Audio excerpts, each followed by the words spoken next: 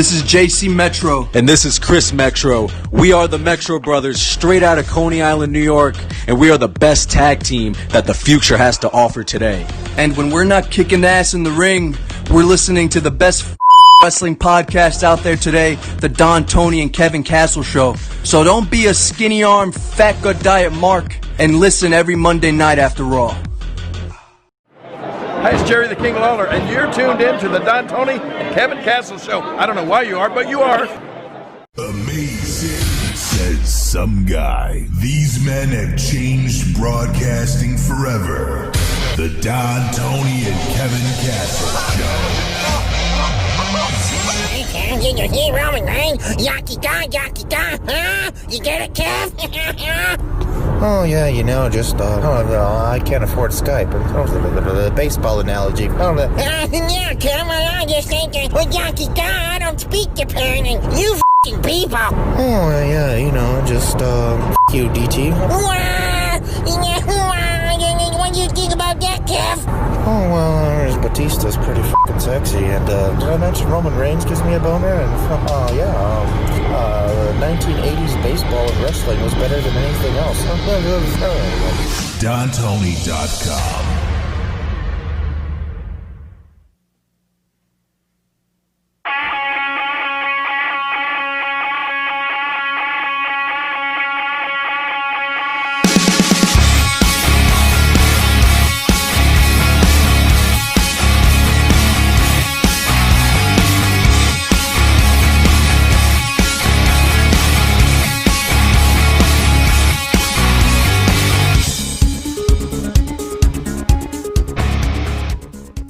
All right, what's going on, everybody? It is Monday night, August 24th, 2020. Welcome to this breakfast soup invasion of the Don, Tony, and Kevin Castle Show. I am Don, Tony, as always, and tonight we got a little treat. Join along with me, not on the phone, but actually video, is... Anthony Missionary Thomas. How's it going, DT? Not too bad, not too bad. More garbage, Retribution. For some reason now they lost all the bats. They lost the weapons. It's no longer... Everybody's out there's got to give me credit. Because I said 10 days ago that no, Joseph Parks is not live. It is Mish. But, you got to post on Twitter that picture of you doing the Joseph Parks pose. Yeah. That is phenomenal. You look at everybody out there. You look at Mish is going to put it on Twitter. You look at the Joseph Parks pose from TNA Impact when he's doing this, like the lawyer, and then you see Mish doing the same pose. It is creepy because not only are they similar in height and size, but they look like twins. It's creepy, but it's cool. It's absolutely cool. That pic is already almost 10 years old now. Yeah, I man, literally took that picture it's in unreal. 2011.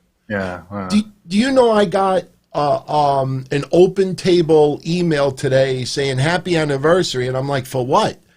And it was an anniversary 8 years ago that I made a dinner reservation, and then it hit me like a ton of bricks. That's the first date I went out with my fiance right now, and it's awesome because they remembered.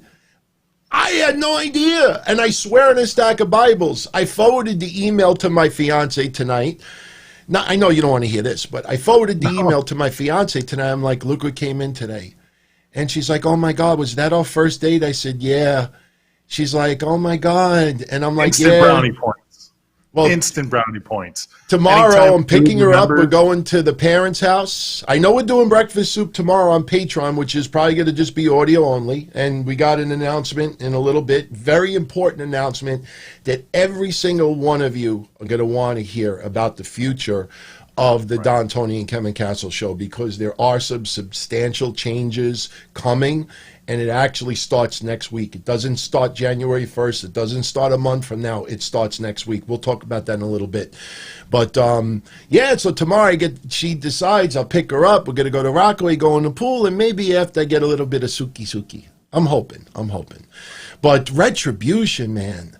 I mean, people got to give me credit. A week and a half ago, I said, when they announced the whole thing with the Amway Center, I said, this storyline is going to be watered down.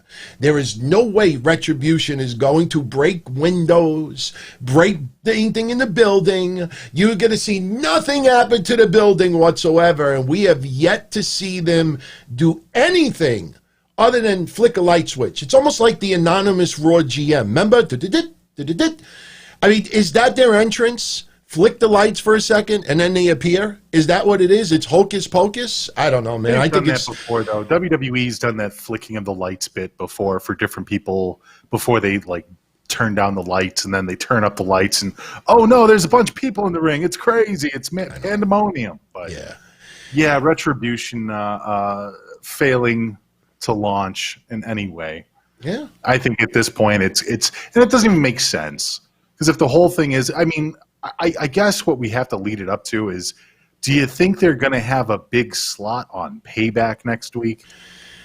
It's a good question. I mean, you would think that something would occur, and something's got to advance. Now, I know a lot of people tonight immediately are saying, oh, Seth Rollins is the leader of Retribution. No.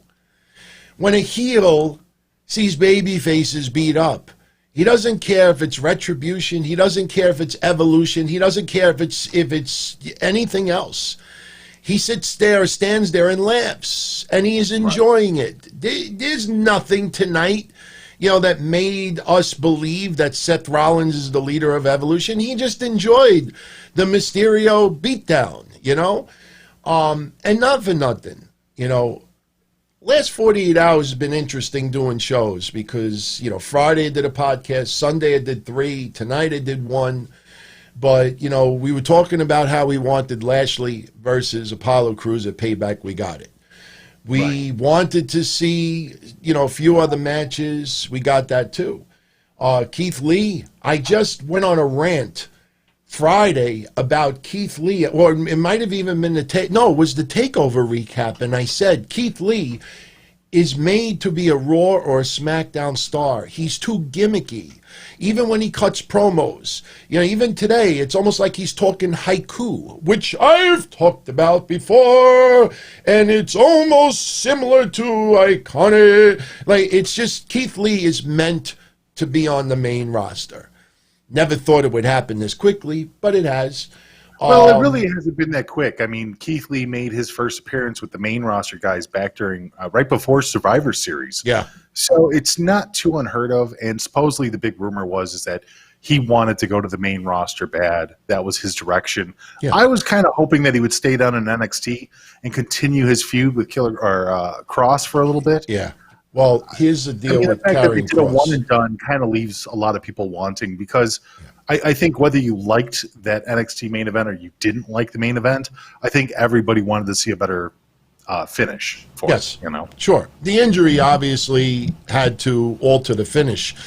Right. By the way, today he had his MRI. They don't know to the extent as far as how long he's going to be out, but I will tell you firsthand knowledge. Does not look good. Right now, it's just a matter of the severity. It was definitely separated, and a separated shoulder does require lots of rest and rehab. So he is going to be out for a little while, depending on the severity. And here's another thing, too. They're a little concerned that something could have possibly been torn as well. So the MRI is being done to check everything. But we just did an interview. I mean, just to throw this in there real quick, because maybe you didn't read this article, but he did an interview on ESPN, and he looks beyond positive. He does not think that he's going to have to take any extended period of time off. And he was even joking about throwing improv matches in between. I don't necessarily know if that's going to be the end result, but that's what he was telling ESPN about it. Yeah. Well, his catchphrase is fall and pray. Honestly, everybody should hope and pray right now. Because, look, he is keeping upbeat about this, no question. But this is something that it's not just, wanting to get back sooner than later. When you're fighting someone else in the ring, that person is putting their trust in you. And if he's got any little bit of weakness in that shoulder because of that injury, that could be the difference of a move doing well or something seriously going wrong. So, it would suck tremendously if he would have to surrender that NXT championship. They should have the results by tomorrow. It's possible that they could have gotten it late tonight, but probably tomorrow they'll know pretty much what the deal is. And if you hear announcement regarding, then it might, he may have to surrender the title. Here's hope, like I said, hope and pray that, it's not that severe. That's all we can say right now. By the way, when I opened up the show today, I wanted to share that at least once because, we got a lot of friends of the family, that are in wrestling. Some we shout out, some we keep private. They don't like their names name dropped. But one tag team that I have shown lots of love in the past on these shows, and it still pisses me off that a lot of people are like, who that? But the Metro Brothers. They are from my neck of the woods. Big fan of this show. I became a big fan of their work. Did a little work in Florida. Saw the NXT, if you think about it. And I was supposed to, actually, no joke, Joe Punches will vouch for me on this. No, Andrew 914 did. That they were going to work something out, that if it was going to be WrestleMania weekend and I was going to come down and celebrate my engagement with you and everybody else, that we were going to do something where maybe for one match I actually get to manage the Metro Brothers. I don't know if the Metro Brothers knew about it, but that was the deal. Tomorrow night, they actually get a match on AEW Dark against Santana and Ortiz. Now, we know what the outcome of the match is going to be, but to see these two guys develop the last couple of years, still very, very young in their career, but I am just so ecstatic and so happy for them to see them getting a little bit of mainstream press right now. They only got like 400 followers on their accounts. I guarantee you a month from now, they'll have 4,000 in a second. So Metro Brothers, definitely rooting for you. So just wanted to shout them out. They definitely deserved some props from yours truly. So, but getting back to Retribution, they beat up the Mysterios. I complained about this yesterday. And there's no denying that WWE has made improvements to Thunderdome. I want to shout out everybody who has been a part of Thunderdome that have sent me emails and PMs and have commented on some of my YouTube pages. But I wanted to thank, more than anybody, Dwayne Hathaway, who was part of it yesterday with the pay-per-view. And I was really curious about yesterday compared to Friday, because Friday you could see that it was on some serious tape delay because there was no reaction. You got Big E winning the match and everybody's looking down as if they're playing pocket pool or something. So he was telling me that yesterday Thunderdome was 3 minutes ahead of what was on the WWE network. So there was actually a little bit of a delay last night as well.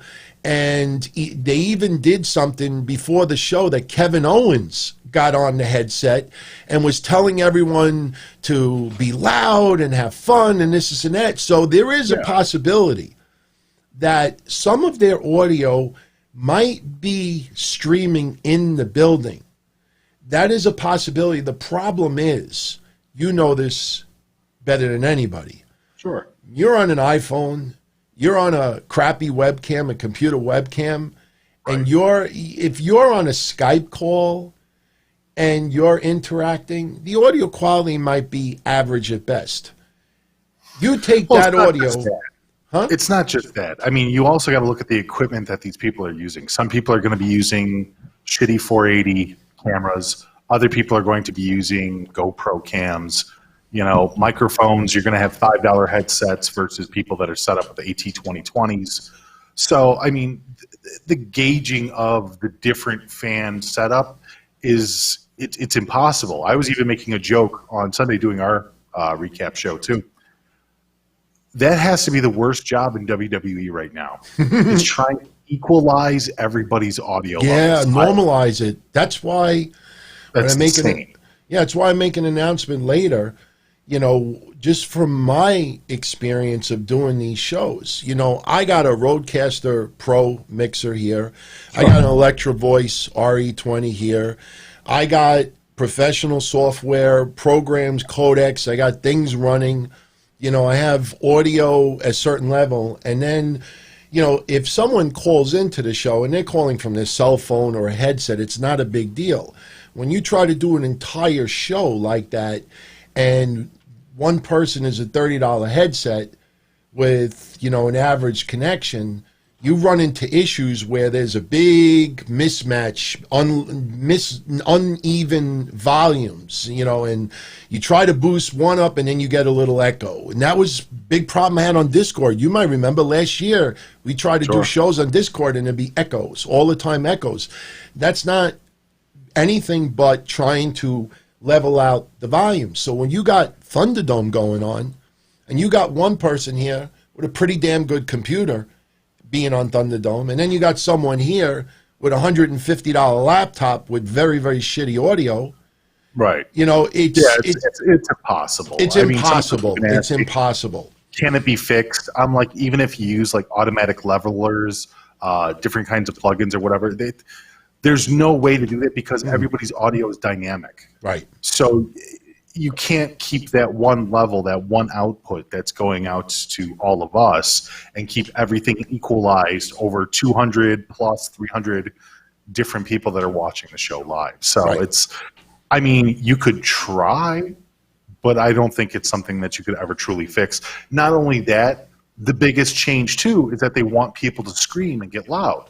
So if you have people being quiet, for the majority of the actual match or whatever, or just making somewhat noise, you're going to have that mid-range level as far as like filters and gates go. Right. And then when people start shouting, it's going to compress those gates and change the audio even further. So it's a crazy amount of setup in order to get it to work. So, I commend them for doing the best that they can with what they got.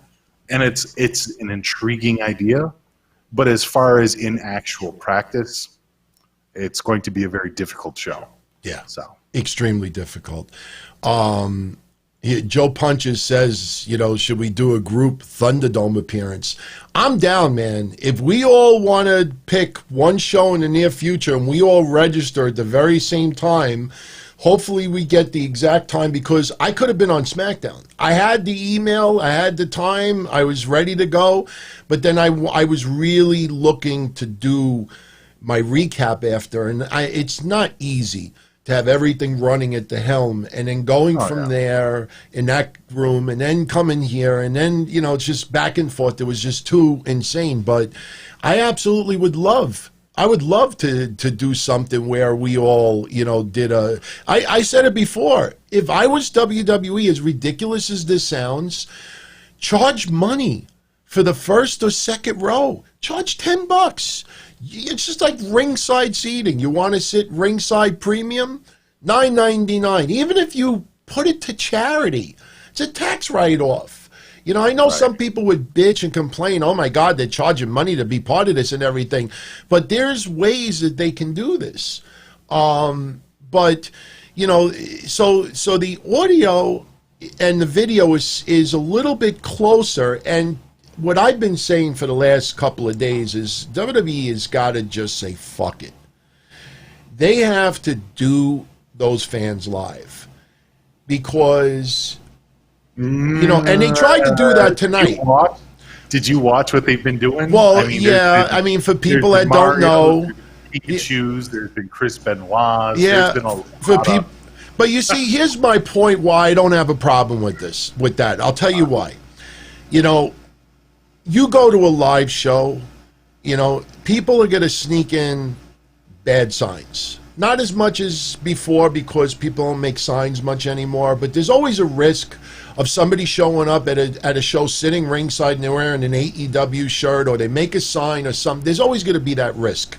Sure. The reason why I don't have a problem of things like what went down tonight is because of this. For those that don't know, people pointed out that you see in the right-hand corner that box of that person who is standing in front of two picture frames enjoying WWE Thunderdome. If you actually zoom in a little bit closer, you find out that that is none other than Chris Benoit. Somebody took the image of Chris Benoit and put this as their Thunderdome. There are always going to be schmucks that are going to do this. There is no way to stop it. My point is, if we're watching from home, whether we're 40 years old or 10 years old, if you're watching Drew McIntyre cut this promo tonight, trust me when I tell you, 98% of fans looking that far away from their TV at home has no clue that that is Chris Benoit on the screen. The people sitting around him can't see each other. They're LED screens. So it's not like, hey, I was part of Thunderdome today and the guy next to me was showing Chris Benoit or he was naked. It's just not true. So you're going to get jackasses that do this. And the only reason why they're doing it is to run on social media after and say, hey, everybody, look what I did today. I'm so cool. I put Fire Velveteen Dream. I'm so cool. Like I said yesterday, these morons on social media don't understand. And I don't know what your take is about the current situation with Velveteen Dream.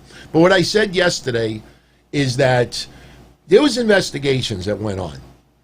And if people think that WWE's offices said, Leslie, come here. I got a case for you. You need to check and see if Velveteen is a pedophile. No, this was outside investigators doing forensics, checking the phones, text messages that could have been deleted. See, teenagers and people on social media that don't know anything about science or forensics or investigations, they just think that because somebody writes a tweet that it's true. That it's true, and it's cancer culture. So, shout out to Jay Carlos. Thank you so much, my friend. I don't know. Maybe he did this so I would not talk anymore about Velveteen Dream. But my point is that, people out there could come to any conclusion they want about Velveteen Dream. But when Triple H, $1 billion company, says there were investigations done and we have found nothing, zero, not even a hint, not even let's go out for bubble gum. It's not that WWE's offices did the investigation. They pay professionals to do it. It's $1 billion company. You think they want to be sued by someone? So when people but see, social media don't want to hear that. So because they can't be wrong, it has to be true. It must be true. They go on Thunderdome and put the cute little Fire Velveteen Dream sign. That ain't changing nothing. So these people posting the Benoit stuff, this and that, they need to have 4, 5, 6 people in production monitoring these screens. Everybody gets 50. And dude, if you're home right now and you do a Zoom chat with about 30 people and the boxes are, not too big, but not too small, you could monitor 30 to 50 people right now. And the minute somebody goes to pull their pants down, the minute somebody reveals, you switch it off in 2 seconds. Even 5 seconds. That's why they have the delay. That's exactly why they have the video delay, is in case it gets too bad or they miss something horrible, like somebody just dropping their drawers and pressing it up against the webcam. You have to. You have to make sure that, you have to control these videos because you could get in actual trouble for doing that. Right. For having nudity. Right. And honestly, they have to screen who's registering a little bit closer. It should be somebody, not necessarily who has a WWE Network subscription, but you can't just have people just randomly, because you always look, there's so many people that are just sitting on their computers all day long with nothing else to do and trying to find creative ways to get attention. When you have a middle-aged person saying, look, everybody, I put a picture of Joe Exotic on the screen today. And I'm saying to myself, no wonder why you're not getting laid. You know what I mean? Like, you're always going to get losers like that. But they're so far away. 95% of the people out there would not have noticed that that's Chris Benoit in front of 2 picture frames. It is so pixelated, you can't make it out. Only when they do an ultra close-up on someone, you see. Like yesterday, I saw somebody picking his nose and he's looking at it and stuff. You're going to get that. I personally don't understand why WWE has to do Raw, SmackDown, and pay-per-views live. I don't know why they can't do it on a couple of hour tape delay. You know, if stuff look leaks, how much flack they get for doing pre-recorded matches, DT. But you know what? Look, I understand they don't have to do that. They did it for many years with SmackDown airing live on Tuesday and then being broadcast on Thursdays and Fridays. You're absolutely right. They could go back to that format. Why they won't? I think they look at it as I think it's an ego thing. I definitely think it's an ego thing. I think it's a step in their minds, in their opinions, it's a step backwards as opposed to a step forwards, because you always want your shows live, especially dealing with WWE. Adds a little bit more legitimacy to the product, which it direly needs at this point. But for the most part, it's really ego. I can't think of any actual reason why they couldn't record everything on a Sunday and sort it out on Friday, or have it sorted by Friday. You know, I agree. I absolutely agree. Want to give a shout out to Jay Carlos as well. He loves Velveteen Dream. He's future wrestling. Look, man, I will say it. You yourself. I have a differing opinion on it. I respect that. I don't want to like. No, I respect that. I'm not. Listen, I'm not going to try to convince you tonight anything. You know, I got my views on it. You have your views. You know, if something comes out with legit evidence that he actually did something, I will be the first to come up here and say, man, you know, not only was I wrong. Dude, that's not even what I want. All I want, and I've clarified my point a couple times now, but I want to clarify it one final time. All I want this to do is go to the courts, go in front of a judge, have an investigator, go to people that are known professionals, that are actual deciders, dude, that actually sort out this problem, as opposed to you, as opposed to me, as opposed to anybody else with our opinions on it. That's all I want. I've given up on the whole idea that, well, you know, everybody knows. It's not that way. This needs to go. If this is an actual case of child endangerment, you know, if this is an actual, not child endangerment, but any type of like sexual abuse case or sexual misconduct on the part of Velveteen Dream, you know, this needs to go to the courts. Exactly. And I understand that it didn't press charges, but at this point, the state should pick up the case. Well, let me ask you this. Enough, the state should be picking up. Let me ask you this. The people that are accusing him of this, yeah. Why did they lie originally and say that they contacted the police in the court when they didn't? Dude, and why have they still, if they're so traumatized that he's not only still on TV, but he's on pay-per-view and big-time matches, why don't they simply just file a complaint with cybersecurity, which they have not done because I've checked it out, and let cybersecurity look into it? Yeah, but DT, the state should pick it up. Even if that kid doesn't want to press charges, that's one of the few cases that the state can pick up. Right, but the thing is that why hasn't it? And why haven't the people, why haven't the friends of the people, just look, anybody right now, you could do it. Jay Carlos could do it. Anybody could do it right now. Can go and file a cyber crime complaint because you believe that somebody committed some type of cyber crime, sexual. They take that so seriously. If they think that somebody, you know, approached an underage person, you could do it anonymously. You don't have to give your name before. How come nobody is doing that? If I thought there was even a doubt, I would stream it live on this show. I would say, look, everybody, I'm going on the website and I'm filing it right now. How come Nobody does it. A tweet is enough. I want Triple H to call me. I want someone from WWE. Just think about the picture of that. Why haven't they just look? Very simple. How come the accusers just don't say, "Look, filed a complaint with cybersecurity. Here's the case number. It's out of my hands. Let them investigate it. If it ends up that he was hacked, then at least I can sleep at night knowing that he was hacked and I really wasn't talking to Patrick Clark."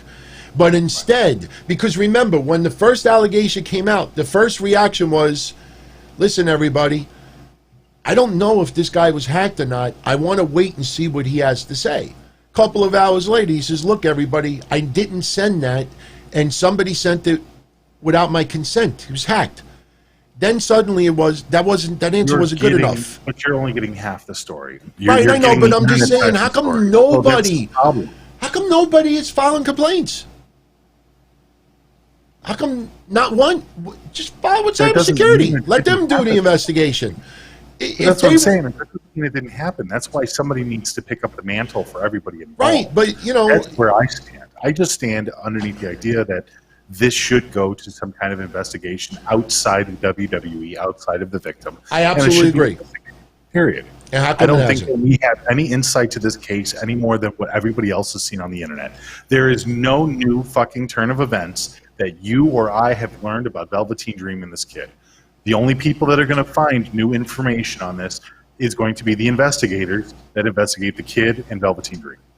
That's it. And outside investigators already investigated this and found nothing.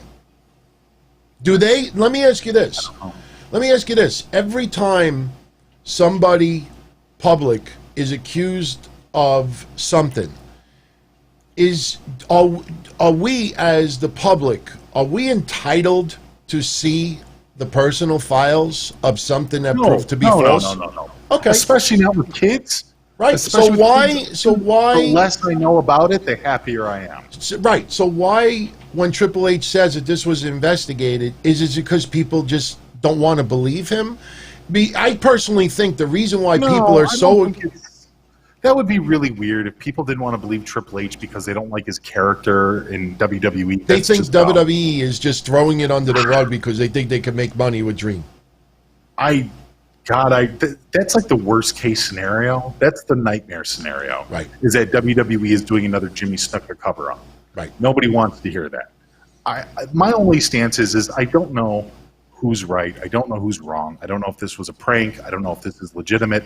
But that's what I'm saying is that me and you can't even discuss this with any kind of actual certainty because there is no proof of what did and did not happen until an investigation is finalized. And even if Triple H says that there was an investigation, that doesn't make it a comprehensive one. That doesn't mean because there wasn't one from the victim or the victim's side.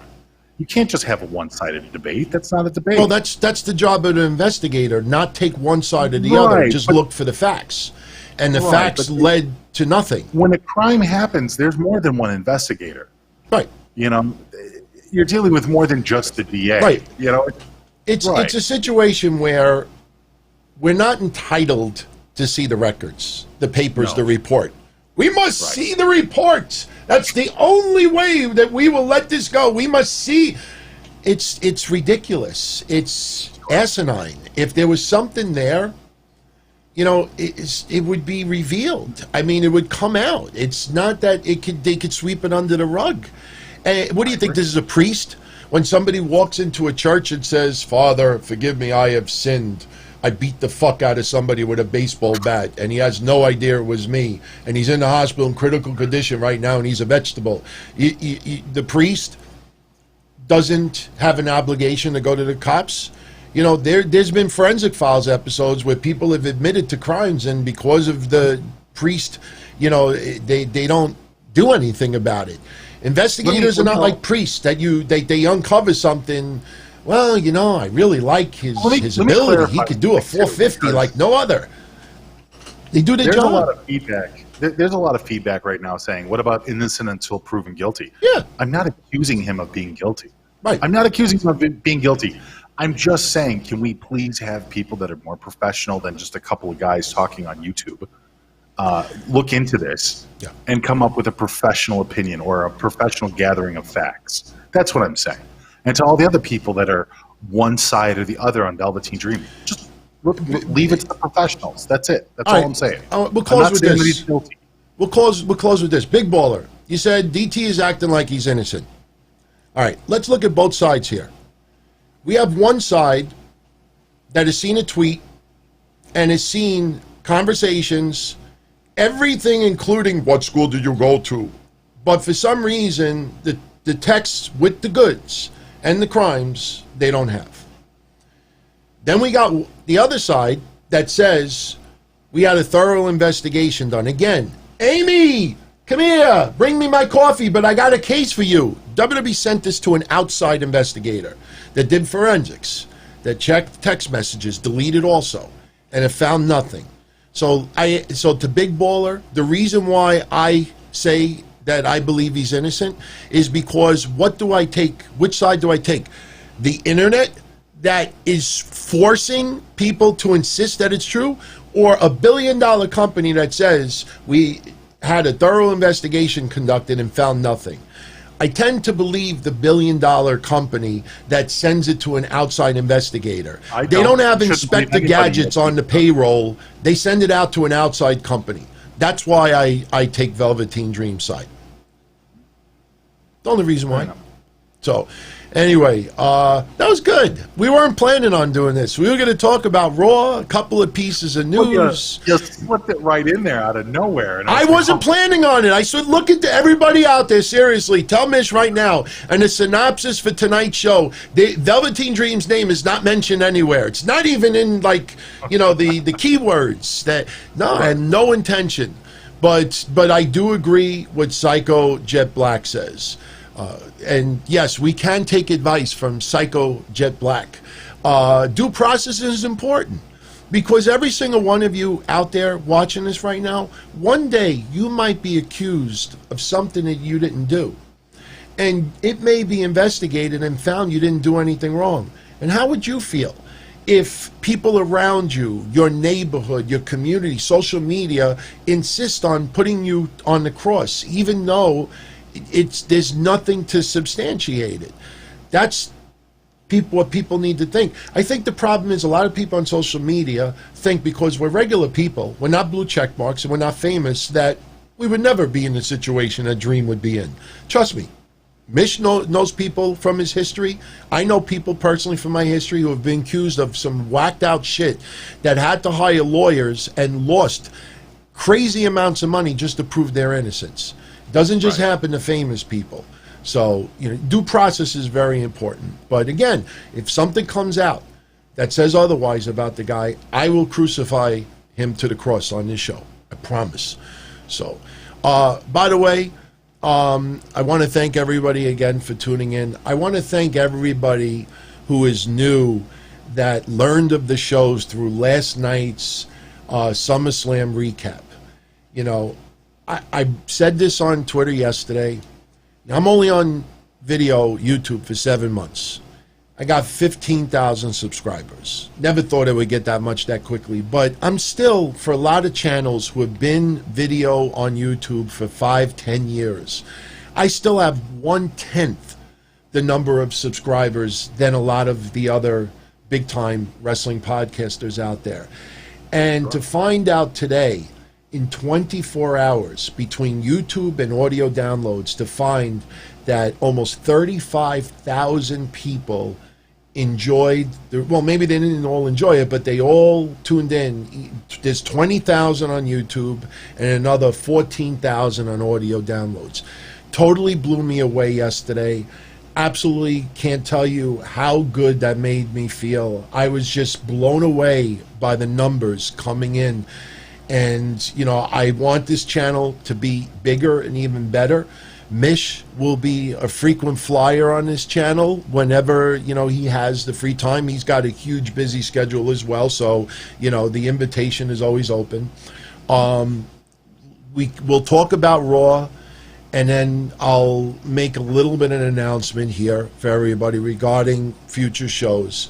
One thing I will tell everybody right now from the get-go, yours truly is not going anywhere. All right? I didn't start all this just to give it up after 7 months. And if you're enjoying the show, hit the like button. And by the way, there's a little treat. I hope people, if anybody objects, speak up. You know when nobody rips you, but or any super chats that come in tonight, I split with Mish right down the middle.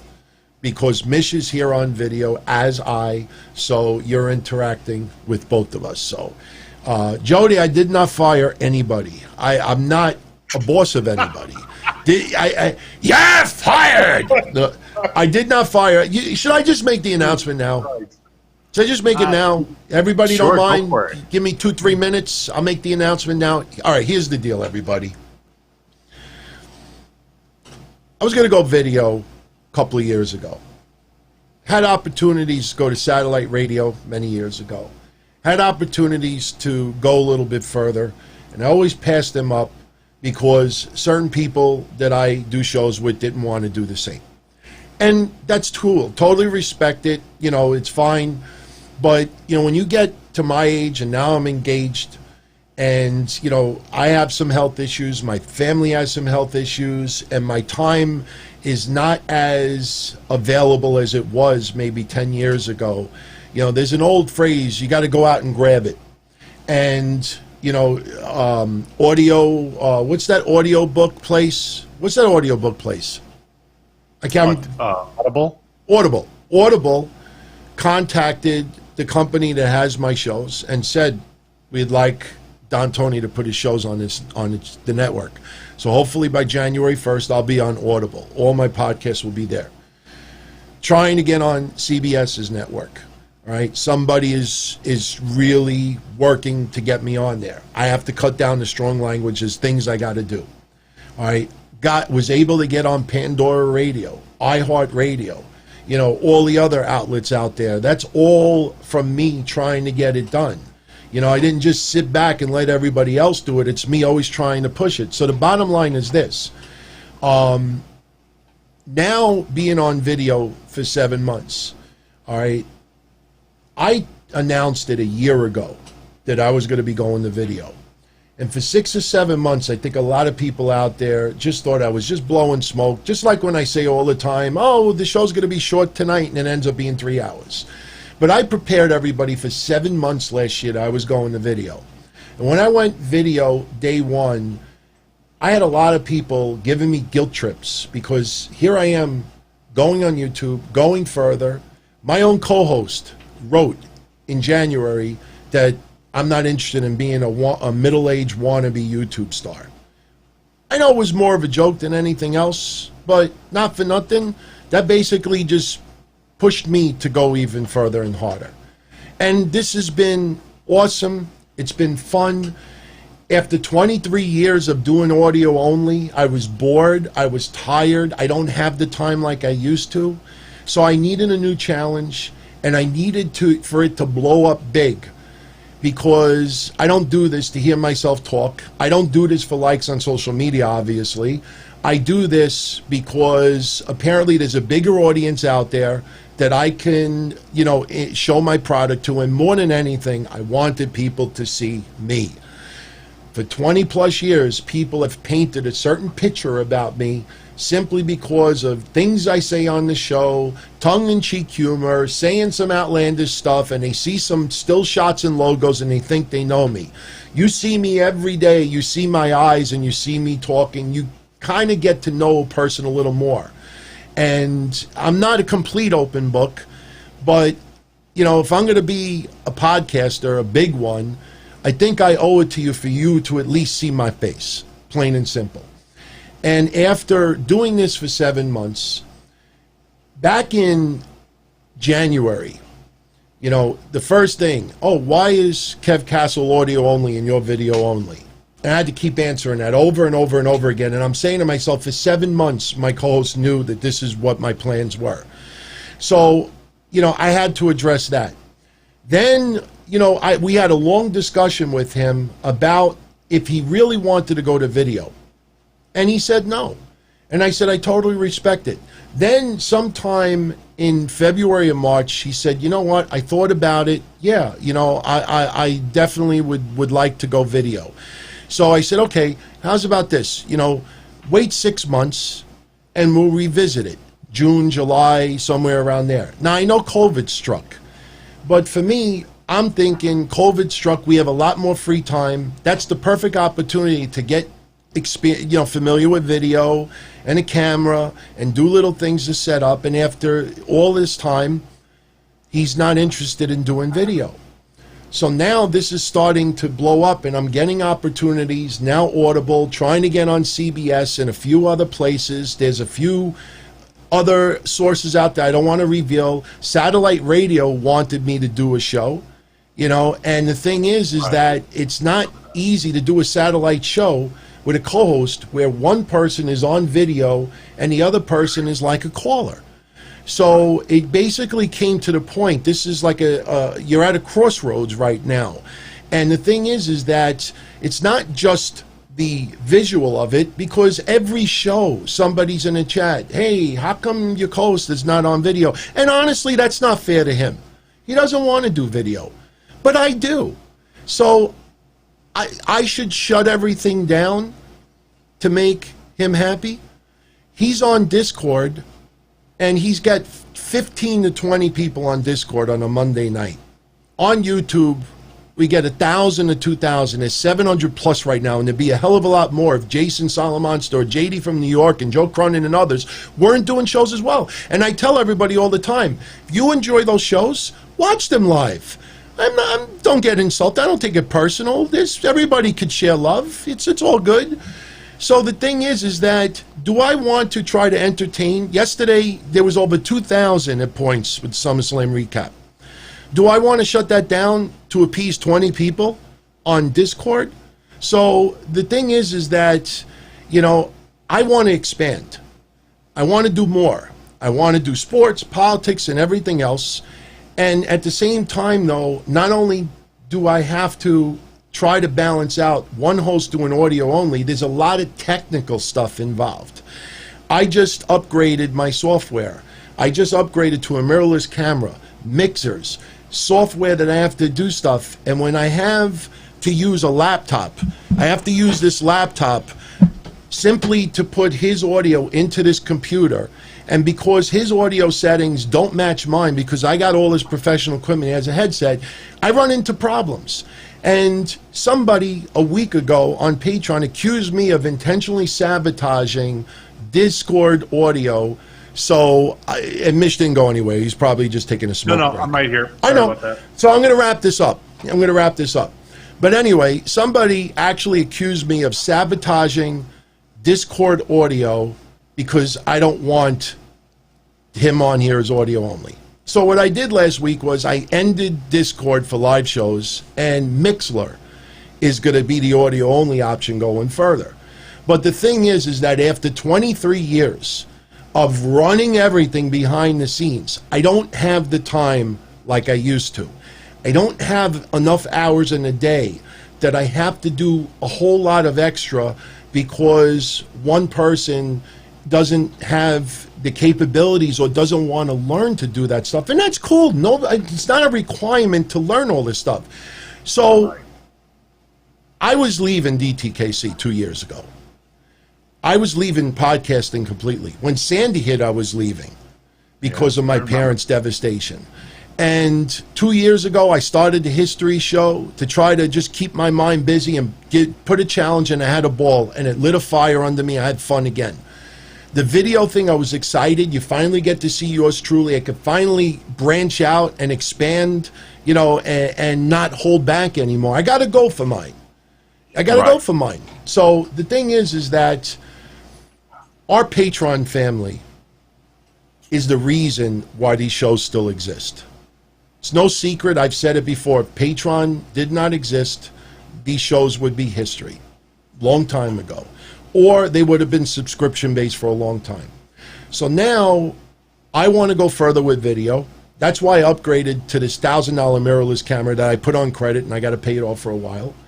I just upgraded to a 46-inch wide monitor so I could monitor everybody's stuff while I'm doing this. I'm taking this very seriously. So, got to have a compromise here. So, effective immediately. Rather than just end the DTKC show entirely, this is what's going to be happening from this point forward. Starting this coming Monday, yours truly is going to be here giving you your Raw recap, news, this and that. I will be here Monday, Wednesday, Friday, pay-per-views. Soon I'm going to do a Q&A show on Tuesdays. And, you know, I'm stacked. By me hosting the show by myself, it eliminates all the other unnecessary work that I just don't have the time to do anymore. So, Don, Tony, and Kevin Castle show starting this coming Tuesday, not today, because it's technically close to midnight, but starting next Tuesday, September 1st, Don, Tony, and Kevin Castle show will be a Patreon-only show. In addition, it will be... Wait. What you're saying is Kevin is fired? No. Kevin is not fired. I know you're joking. The Don, Tony, Kevin Castle show is not closing, but is going to be Patreon only. And it is going to be audio only. I can't keep doing video on one side and audio on the other side and keep trying to balance things out, because I level things out for Mish, and Mish's equipment is very similar to mine, so I don't have to do much of anything. But then when Kev comes on and all its settings are out of whack, I can't push a magic button and everything is completely fine. So starting next Tuesday, Don, Tony, and Kevin Castle show is going to be Patreon only. How we're addressing this is simple. We're going to have a tier on Patreon that'll be either $2 or $3, and you get every DTKC show that streams every week. It'll be Tuesday night. We're either going to do it either 8 p.m., 9 p.m., or 10 p.m. live. All right? Look, anybody that doesn't like it, too bad. Because, like I say, whenever I'm not around to be able to do a show on Monday, you ever notice there's no show? Because I have to do everything. And I can't stay up until 3 o'clock in the morning on Monday nights and do an hour and a half's extra work simply because I have a co-host on. So we're going to do DTKC. It's not going anywhere, but it's going to Patreon. We're going to do a tier. It's going to be probably $2. If after 23 years, if you can't swing $2 for the Don, Tony, and Kevin Castle show, then don't. I'm still going to be here on Monday nights. Well, let's hold on. If you can't swing $2 for the Don, Tony, and Anthony, I told you that's fine. Yes. Yeah, I mean, so look, if you don't want to subscribe on Patreon, that's fine. But starting September 1st, the DTKC show will be on Patreon. There'll be one tier for like $2 or $3, and you get nothing but the Don, Tony, and Kevin Castle show. Yeah. If you don't want that, there'll be another tier for like $2 where you get everything else but the DTKC show. And then there'll be a tier probably like $5 where you get everything. You get the show that Mish and I do every other week, Kev Castle's solo show, everything. That's not bad news, Mystery Man. Yours truly is going to be here just like I was last Monday, just like I am tonight, and just like I've been for 23 years. My shows are going to be the same. Monday night, Wednesday night, Friday night, pay-per-views. Don, Tony, and Kevin Castle show will be a Patreon-only show. It will be audio only, and take it or leave it. Because January 1st, we're going to reevaluate everything. And our patrons are the reason why the show has been around for the last 2 years still. So if you want that show to continue, you want me to continue doing all this. I'm not doing video only anymore or video with Kev Castle anymore. Too many extra things that have to do. So I'm video. I've been saying this for 7 months now. I've moved on to video. I am not going to regress. I am not going to lose opportunities. I'm not going to not go out and grab something because one co-host doesn't want to do video or not even show his face other than a picture that's 15 years old. So I'm going to do audio only with Kev to make everybody happy. DTKC Show will be on Tuesday starting September 1st. Every Tuesday, we're going to let our patrons vote on what time they want the shows to start. Kev Castle's Tuesday shows will be moved to Thursday. So for patrons, you're getting a lot more than before because you're getting 4 additional shows a month, maybe 5. So for everybody out there that doesn't like it, I sincerely apologize. But, you know, last I saw, I'm a human being, and I work my ass off in my insurance office. I worked my ass off trying to help take care of my parents who are both very, ill. Not terminal, but they're not doing good. I'm engaged. So where does it give? I have to pass up opportunities to make someone I never met in person happy? So there's got to be a little bit of a compromise here. So yes, I will continue doing DTKC Show. My original intention was ending it. Let me focus on my work. Let me focus on expanding and doing better and going further. But I don't want to hurt anybody in the process. So that's the deal. Starting Tuesday, September 1st, DTKC will be a Patreon show. Mondays, Wednesdays, Fridays, pay-per-view recaps. I will be here for everybody. I'm going to add shows. And I will have people on with me from time to time. But it's going to be all video. So for people out there saying, rest in peace, Kevin, the DTKC show is not ending.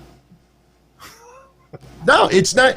It's not ending, but it's going on Patreon. No. But people are being dramatic. I know. Look, I swear to everybody out there, I swear on a stack of Bibles, I'm not trying to hurt anybody out there, and I'm not trying to screw anybody over. But the amount of work that is involved for what I do is massive. And when people say to me, well, you shouldn't have gone to video. Well, fuck you. This is my life. This is what I want to do. This is a business. This is what I want to do that makes me happy and enjoy it. And I should deprive myself of what I want to do so somebody else couldn't. It's ridiculous. I turned heel. So I know most of you out there understand it. I am not Yoko fucking Ono, okay? Every single person out there that's watching this, you got to worry about yourself. You got to worry about your family. You got to worry about your own bills, responsibilities. I'm not trying to hurt anybody. But, what do you want me to do? You want me to give up all these extra opportunities because someone, it doesn't work. Having half the show video and the other half audio, it doesn't work. So I'm going to continue doing the show, but it's going to be audio only. It's going to be Patreon, and it starts Tuesday, September 1st. So that's the deal. Day hack. Yes, Mondays, I'm right here doing the show. I will have people here from time to time doing video with me. There's about 3 or 4 people that want to come on an episode here, an episode there to talk about stuff. We will definitely, like I said, I want this channel to expand. But one thing is for certain, when one person doesn't want to do video, it's very difficult to have this channel expand further when people keep associating one show and 2 co-hosts for the channel itself. He's not doing video, has no plans on doing video, so it's not fair to him to keep saying, oh, why isn't he on? Oh, why does he go video? No, just like I want to do video, he doesn't want to do video. That's it. So my video future goes forward, and my audio only will be on Patreon. That's it. So Joe Gonzalez, no, I lost the weight because I had some serious cancer scares 2 years ago. I put the cancer papers on screen. Look, man, I'm not a teenager anymore. I got to enjoy my life. I want to get married. I want to, enjoy the rest of the year. I don't know how many years I'm going to have left. And I want to enjoy doing these shows for all of you. And I want to put as much effort out there. I don't have the time. Those 2 hours a week, you got to understand something too. And like I said, I don't want this to turn into like a whole can of worms. But everything on Patreon, I run everything. Record all the shows, upload all the shows, do all the contests, answer all the questions, pull the questions, sort them out, send it to, to Kev for his shows, record, edit, upload. I still do all that, plus everything that's during the week. So, like I say, I have joked over the years that, man, I wish I could be someone that could just turn a headset on, talk for an hour and a half, put the headset down, go to sleep, and hey, I'm a famous podcaster. For 23 years, I have done all the legwork. I don't have that time anymore. So either I don't do DTKC anymore, or I compromise and do it on Patreon, do audio only, and the show continues. So starting September 1st, that is the deal. All right? So, my hair. That's for a few people out there. So, all right, so could we move on? Yeah, sure. Look, I'm sorry that I had to talk a little longer than I planned with that, but I want everybody to understand clearly. I'm not trying to hurt anybody. Right. I have to do what's most important for yours truly. And you're worried too much about what people think, and people are going to think whatever they want to think anyways. So. Yeah, you know what, Arian, I definitely do talk too much. I guess maybe I have a little bit of, I just want to make sure that everybody understands that doing this is not to screw anybody over. I've said this for years and years and years. I know a lot of people have said out there, I'd love to see Kev do a show with his brother. Nobody's ever stopping anybody from doing shows on their own. Nope. It's not hard to do. So, he can do whatever he wants. He's not contractually obligated to yours truly. But this is my channel. We're taking it to the next level. I just upgraded all this equipment to take it to the next level. And by January 1st, I want to be on CBS Radio. I want to be on Audible. I want to be possibly working to go to satellite. I want, Mish to be on there from time to time. I want other people to be on there. I want everybody to enjoy it. I'm not going to, spend all this extra time and make the, cut back and hold things back because of why. So, anyway, Thunderdome. Let's talk about Raw. Let's talk about Raw. All right. I know everybody out there is bitching and complaining about Keith Lee's music. It was a little cornball, man. Did you read what Ryan Satin wrote tonight? Late breaking about Keith Lee's theme? I'm kind of glad. Again, this is what I say with people out there. I need to dedicate my time for my work, not for other people's work, my work. Sure. So, I don't just sit back until 10:59 and say, hey, turn everything on, let's go. Ryan Satin tonight claimed that word going around the campfire is that Keith Lee's NXT, and again, for everybody out there who's getting upset about Keith Lee's music changing, there might be, this was not a joke on Ryan Satin's part. A lot of people don't like Ryan Satin, but he usually doesn't write stuff and then write LOL at the end. He usually, when he writes something, he's serious about it. Apparently, Keith Lee's NXT music, his theme, was not used on Raw because Malcolm, what's his last name? Malcolm that's in NXT, Machiavelli? Is that his name? Malcolm Bivens? Okay. Yeah, it might be Malcolm Bivens. But Malcolm Velli, people in the chat, Malcolm Velli, is that the same person as Malcolm Bivens? Because I don't follow Malcolm Bivens. But apparently Malcolm Bivens owns the rights to Keith Lee's music. And Malcolm Bivens asked for $1 million and permission to use the Thunderdome setup on weekends as a nightclub. That sounds whack. That's got to be a joke because, first of all, we're in still COVID. So how can Malcolm Bivens use it as a nightclub? Something doesn't jive over here, but when Ryan Satin wrote that, there wasn't a bunch of emojis with laughter after that. Could somebody check that out really quick? Go on Ryan Satin's Twitter and see if this was a joke, because That's what he wrote. So I wouldn't be able to see it. Yeah, I'm going to try to pull that up. I got to see. I hope that this guy was kidding around, but why would you drop something like that if it wasn't true? All right, Ryan Satin. I'm going to pull it up right now. Let's see what. All right. So I'm on Ryan Satin's Twitter. Word on the street is that Malcolm Valley told Vince he owns the rights to Keith Lee's NXT theme and that it wasn't used on Raw because he asked for $1 million and permission to use Thunderdome on the weekends as a nightclub. There is nothing. Maybe he was joking, man. I don't know, because I don't see any emojis. I don't see anything. You know, some people are saying it's a joke, it's sarcasm, but I don't know why Ryan Satin would write something like that. That's just a weird, I don't know, man. That's really weird. Still, nonetheless, that doesn't make sense. You know what? I think Ryan Satin is just fucking around. That's a weird way to fuck around.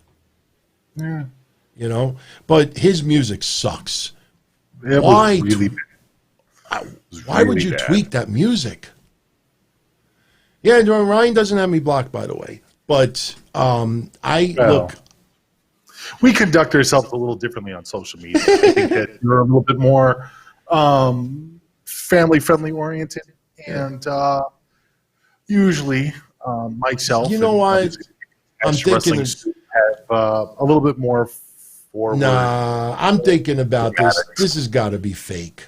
Because I'm just picturing a nightclub. You know, could you imagine how long it would take for him to set up the LED panels so he could... First of all, it's in the Amway Center, so Bivens couldn't even have a club in there without... That's a lie. That is an absolute lie. That can't be true. What does he think? That they're just going to put all the LED panels on a production trucks and then put it in a bar with drunk people dancing around? And what would the LEDs be for? There's a lot of online clubs now. I don't know if you've seen this or not, but there's like a lot of Facebook Live videos, YouTube videos, or YouTube streams, where what they do is they have the DJ there and then they have their lights set up and everything else like that.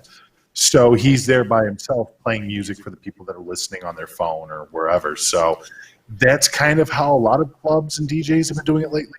So the idea isn't exactly so absurd. Yeah. It's just like, I'm just picturing the amount. This took days and days of 15-hour days of WWE setting up these LED panels and testing it. It's not like they could just throw it in a truck and they have, like, in a little computer bag, like the brain that controls all the LEDs. What is he going to do? Plug it in his laptop? This has got to be a fake. That's got to be a bullshit story. If that's true... That's worse than the Ultimate Warrior or Jeff Jarrett holding up WWE for money. $1 million? Yeah, you know what? I don't buy it. First of all, what other themes is Malcolm? That's a phony story. Ryan Satin, all right, that was okay. You trolled people and you fooled me for a second, but you know that's like just a weird way to troll people. You know, you should put an emoji something after that. So I don't buy that. I wish it was true, so we'd have a legitimate reason as to why Keith Lee's music is what it is, because it's like the beginning is almost the same, and then it goes into like a generic Brock Lesnar music. Dun, dun, Right. dun, dun, dun. Oh, it's horrible. Do you think that they're just building up to getting him some better music and they just don't have it yet? You know, it's interesting you say that, because it does feel very abrupt, the change of bringing Keith Lee, because, you know, I said this during the NXT TakeOver recap. I don't know if you feel the same way, but I don't know if it was just to put him in the record books as a double champion, but man, did they do a horrendous, piss-poor job of him being a double champion. This guy, I don't know anybody in the past, in storyline, that was a double champion and said, look, let somebody else have it. You know, it's not like when you have 2 sandwiches in your lunchbox and somebody's on the corner and he looks hungry and like, you know, let him have one of my sandwiches. He gave up the NXT North American Championship, and then he loses the Heavyweight Championship. So how stupid does he look character-wise to give up the North American Championship? You moron. You should have made sure that you weren't going to lose the NXT Championship first before you give away the other. I'm saying in storyline. This feels very abrupt that they put him on the main roster. I don't know. I thought so too. I mean, like I said, even before I thought that him and Kross, you know, before obviously the injury, but I thought the plan was to have him and Kross in a program for a few months. I mean, they set it up with Dijakovic. There was outside people that could have gotten involved. There was even a potential tag team match that they could have had.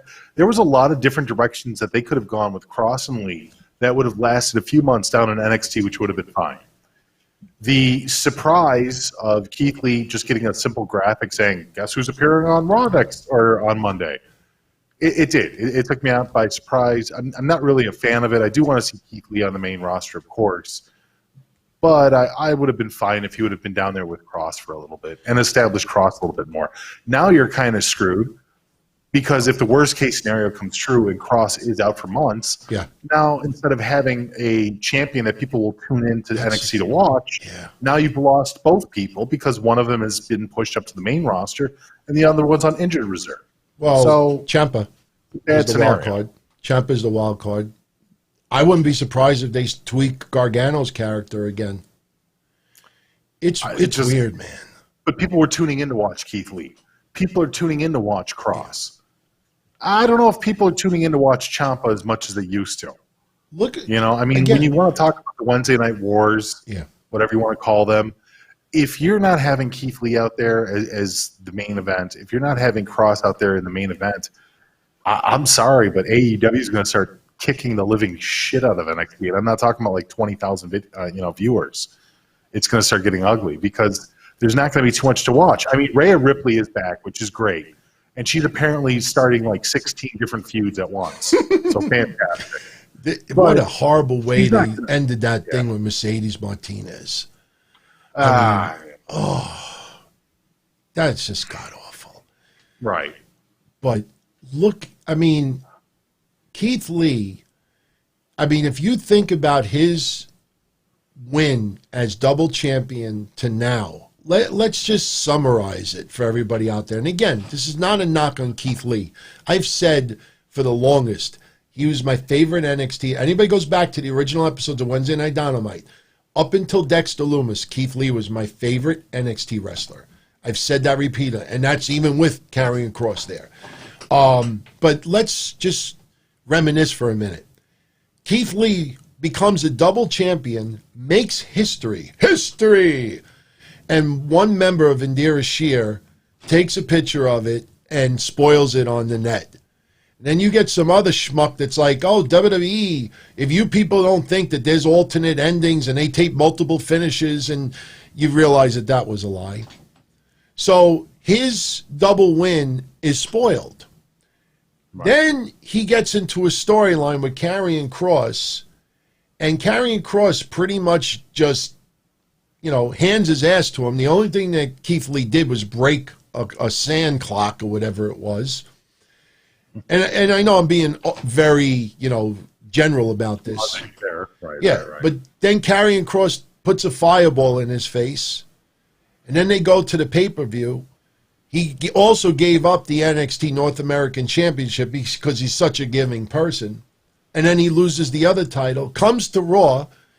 They put a shirt on him because they don't want his stomach to stick out, which is ridiculous to me, in my opinion. He looked fine before. Right. And they give him a different attire. They give him this ultra generic music. And his first match on Raw, not only does Randy Orton do the typical what we saw with the Alliance back in 01, Keith Lee, that's your name, right? The total and then, he loses, albeit on a DQ. That's what they have done to Keith Lee. I mean, You can't blame it on Russo. I mean, it's just... And that's Triple H running NXT. Like I said, I think you're on to something. And I think a lot of people were on to something when, even though he's been wanting to get up to the WWE main roster for a while, it was out of the blue. It wasn't something that was established. I don't think that they have a lot of program written for Keith Lee going up to WWE because they sure weren't ready to end his program down in NXT. Keith Lee was a big enough guy, no pun intended, that he should have had a proper send-off. I'm not saying like goodbyes and tears and shit like that, but at the same point, it shouldn't have ended with a one and done against the next main event. It shouldn't have ended with a one and done with just losing his title and then that's it. No rematch, nothing. You know what I mean? It's just the way that they cut it off. It was mid-sentence. So, yeah, Keith Lee is on WWE now. He's in Raw. You know, fantastic. Good for him. But it was clearly a Band-Aid for a much bigger problem. Yeah. I am a huge fan of Keith Lee. Yes, they shaved his beard too. People pointed out. He shaved all his facial hair. Yeah. He just looks like very generic now. Generic music, generic look. You know, no facial hair, so he looks very plain. Why would you do that? They did the same thing to Aleister Black, though. Do you remember when Aleister Black debuted? Like, he didn't even have the same entrance that he had down in NXT. It was like a bare-bones version of it. WWE hasn't necessarily treated all these big NXT prospects with the utmost respect. Right. There's something to be said about your debut being a big thing. And when you first come in a debut and you're using plank boards of a pentagram on your back to try and like replicate the fire and everything else that you had down on NXT, it's not going to work. And with Keith Lee coming up there as the Limitless, and you literally have him with stock music and a very generic look and no real point or direction, it doesn't say a lot about these people that are coming up from NXT into WWE. In the past, WWE has tested people mentally by having them lose, by taking away some of their push, by taking away a lot of just to see how they react to adversity. Some wrestlers, I'm not going to name any specific names, but some wrestlers. Yeah, but your debut? Oh, I know. Man, I don't think that was needed for Keith Lee. You made history, became a double champion. I mean, the guy arguably was top. Plus, I mean, if you remember with the Royal Rumble, I mean, we felt like a year from then, not this WrestleMania, but the next one, this guy could be main eventing it. And oh, sure.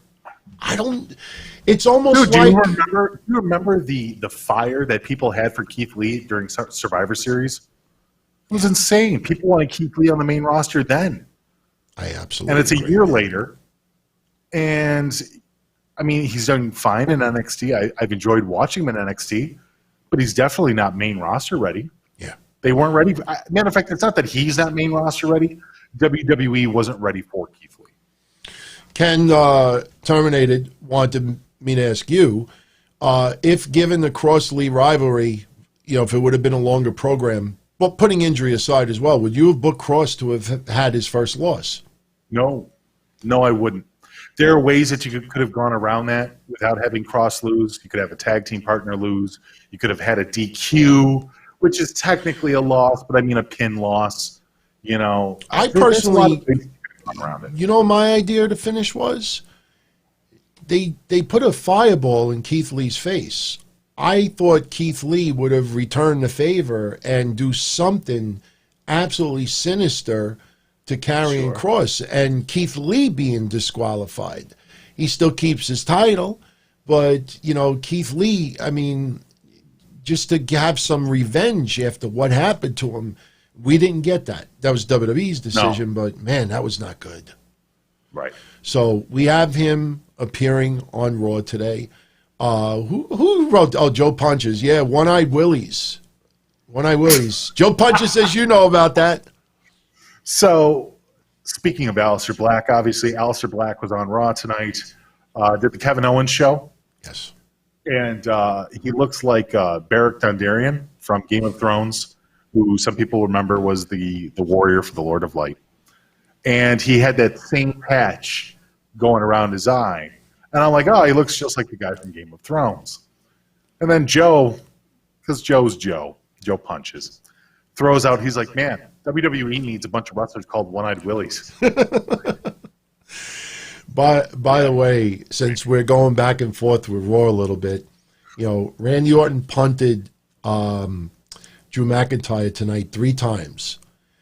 In baseball, if you get 3 hits out of 10 at-bats, if you miss 7 times, you could still be in the Hall of Fame. Having a 33% percentage in basketball probably would get you fired. Did you see the god-awful Did you see the punch that Randy Orton did? Look at this. Just everybody, I have it in slow motion. Watch this. They were so tight. They hit so snug. They were great. Watch his leg. Watch. Oh, my God, dude. How did he... Oh. I mean, that's worse than Ray Phoenix territory from AEW Dark. I mean, everybody, seriously, look at this again. That's as bad as Jeff Hardy and Jinder Mahal. Oh, my God, that's so horrible. I watched it. And, Sasha. Yeah. Oh, man, that's so bad. But I will give Randy Orton a little bit of a reprieve. Did you see the little spat, the barbs that he threw at Roman Reigns today? Yeah. He was on, what was it, Instagram? Oh, Twitter? This is awesome. I got screenshots for everybody out there. Roman Reigns returned yesterday. I'm fine with it as long as this does not hurt any momentum that they were building for the Fiend. And I'm a little worried. That... we all are. Yeah, that Roman Reigns looks in phenomenal shape, no question. I'm glad he's back. It's something different, but if they're going to just take everything that they were going to do with the Fiend, and I started worrying yesterday when Alexa Bliss was a non-factor in that main event match, and it's almost like they ended the main event quickly so they can have Roman Reigns do what he was doing. But I did not notice this yesterday. And Randy Orton put this up. He writes, and that's from Family Guy. That's the episode where the dog loses all the teeth and he gets new teeth and he's walking around and he's picking up and this and that. And then he ends up, losing all his teeth again and whatever. Randy Orton posts this on Instagram and he writes that it was nice seeing the big dog back. And people are wondering, why did he use... What's the dog's name in Family Guy again? Brian. Oh, yeah. Yeah, Brian. So I'm wondering, why did he do that? And Roman Reigns pretty much just gave it away. I don't know if you saw it, because Roman Reigns then responds with this. He writes, if I was you... I'd be talking about me too because nobody's talking about you. Now, I don't know if you look closely, but Roman Reigns has got veneers. Look at his teeth. They're perfect. Yeah, I mean, they're absolutely perfect. My father has veneers. Yeah. And when I saw them the first time around, I'm like, Dad, they're too perfect. Veneers look too perfect. It's like... our bodies are not perfect. Teeth should not be that perfect. And I don't want to zoom in because of Randy Orton's retaliation to what Roman Reigns said here. Randy Orton responds with this. Oh, my God, look at that. I mean, Roman Reigns got veneers, but, oh, man, I don't think that's momentum that they wanted to take away from Roman Reigns, because Roman Reigns is actually getting laughed at online because of this. But the veneers look great, but Randy Orton could be savage, man. He could be savage. He has carte blanche, that's why. Yeah, that was awesome. I figured I'd share with everybody. By the way, we're going to get into the Raw recap now because, I mean, honestly, the first hour sucked. When we get into the match results, you'll know why. But I want to ask you this. Asuka yesterday came out of SummerSlam with one title, the Raw Women's title. And did you see the photo shoot that she did afterwards? No, I didn't. Okay. I did not see that. For some reason out there, people are thinking this is racist. I think it's absolutely ridiculous for people to even insinuate that. I have some video of the photo shoot I'm going to share with you in a minute, but what happened was they did a backstage interview with her, and somebody walked up to her wearing a big inflatable cup of noodles outfit. And they gave her one of those, like instant, like ramen noodles thing for her to eat as like celebration. Like we get cake, we get a champagne, for her, she loves like ramen noodles. She's from Japan. And that's, a favorite choice out there. So they give her the noodles, and she's all excited, and she's eating the noodles on camera. And I guess people are probably thinking of what Jerry Lawler said that time about Tozawa, about the ramen noodle suplex or whatever. So then people, not everybody, but a decent amount of people are in a little bit of an uproar because of this. She did a photo shoot wearing the cup of soup outfit. If people look at the synopsis picture for this episode tonight, she posed with like a cup of noodles hat. She's wearing a cup of noodles t-shirt. She's got a cup of noodles in her hand. Hey, did anybody figure it out yet? That this is a little bit of a sponsorship going on? So that's what she did yesterday. And for some people... I'm waiting for the racism. You don't think it's racist, right? Well, no, they think, Japan, ramen noodles, that's what Japanese eat. So it's all, I'll compare it to you. I'll give you a comparison. If somebody of color won a title last night and somebody presented them with chicken, you know what I mean? Like, I'm not saying that, but some people are using that mindset. Like, you wouldn't give a black person chicken after winning a title. Huh? Yeah, if they won a title, why are you handing them chicken? Like, that's just weird in itself. Well, they might be hungry. Person that's putting on their own body. I don't have the video. Brody Lee, when he won the title, they did a video on about being the elite, and it's hilarious. He goes in the back with the Dark Order to celebrate. He shows them the title, and a couple of members of the Dark Order show up with bags of chilies. Look what we got, chilies! So, it's the food of choice is not a big deal, but people out there are equating it like, you don't give a black person chicken after winning a title. Why are you giving Asuka ramen noodles? That's racist. Let's not even be racist about it. What if there is a black champion, and the first thing he wanted after he won his championship was some chicken? Right? Is that racist because he actually wanted chicken? No. Not at all. It's stupid. But people were making a big deal out of it. But I think Asuka looks cute in that. I think it's cute. And I'll be honest with you, man. If I wasn't in my diet, I would make a thing of. I love ramen noodles. Yeah, I'd slurp up those noodles. Oh my God, my fiance loves. I can't remember the brand, but I think she likes the kimchi flavor. Is that what it is? Kimchi. Kimchi, yes. She loves the ramen noodle with the kimchi flavor, but I don't see anything wrong with that. Yeah, I just figured I'd share that with everybody out there so they could get a chance to see it. So let me see. Neil Ray. I don't know, Neil. It's not a personal vendetta against you, my friend. For some reason, I always overlook your super chat, but in 2 days, I get my 43-inch monitor. My entire room is going to look like a WWE production truck. So it's going to be staring me in the face. So I will tell you right now, if I don't acknowledge your chats in the future, then you could say he does hate my guts. He is trying to screw me over. But no, I didn't. You said Shelton Benjamin wins the 24/7 title, replaces it with a Raw Underground heavyweight title. Lashley eventually wins it. I'll tell you the truth, man. Did you see Lashley in Raw Underground tonight? Raw Underground was Lashley. Yes. It was just Lashley tonight. It was Lashley and Ziggler and a bunch of other people. The whole Hurt Locker, or the Hurt. Do you think that Raw Underground should have a title? Or the matches end too quickly? At this point, I don't know.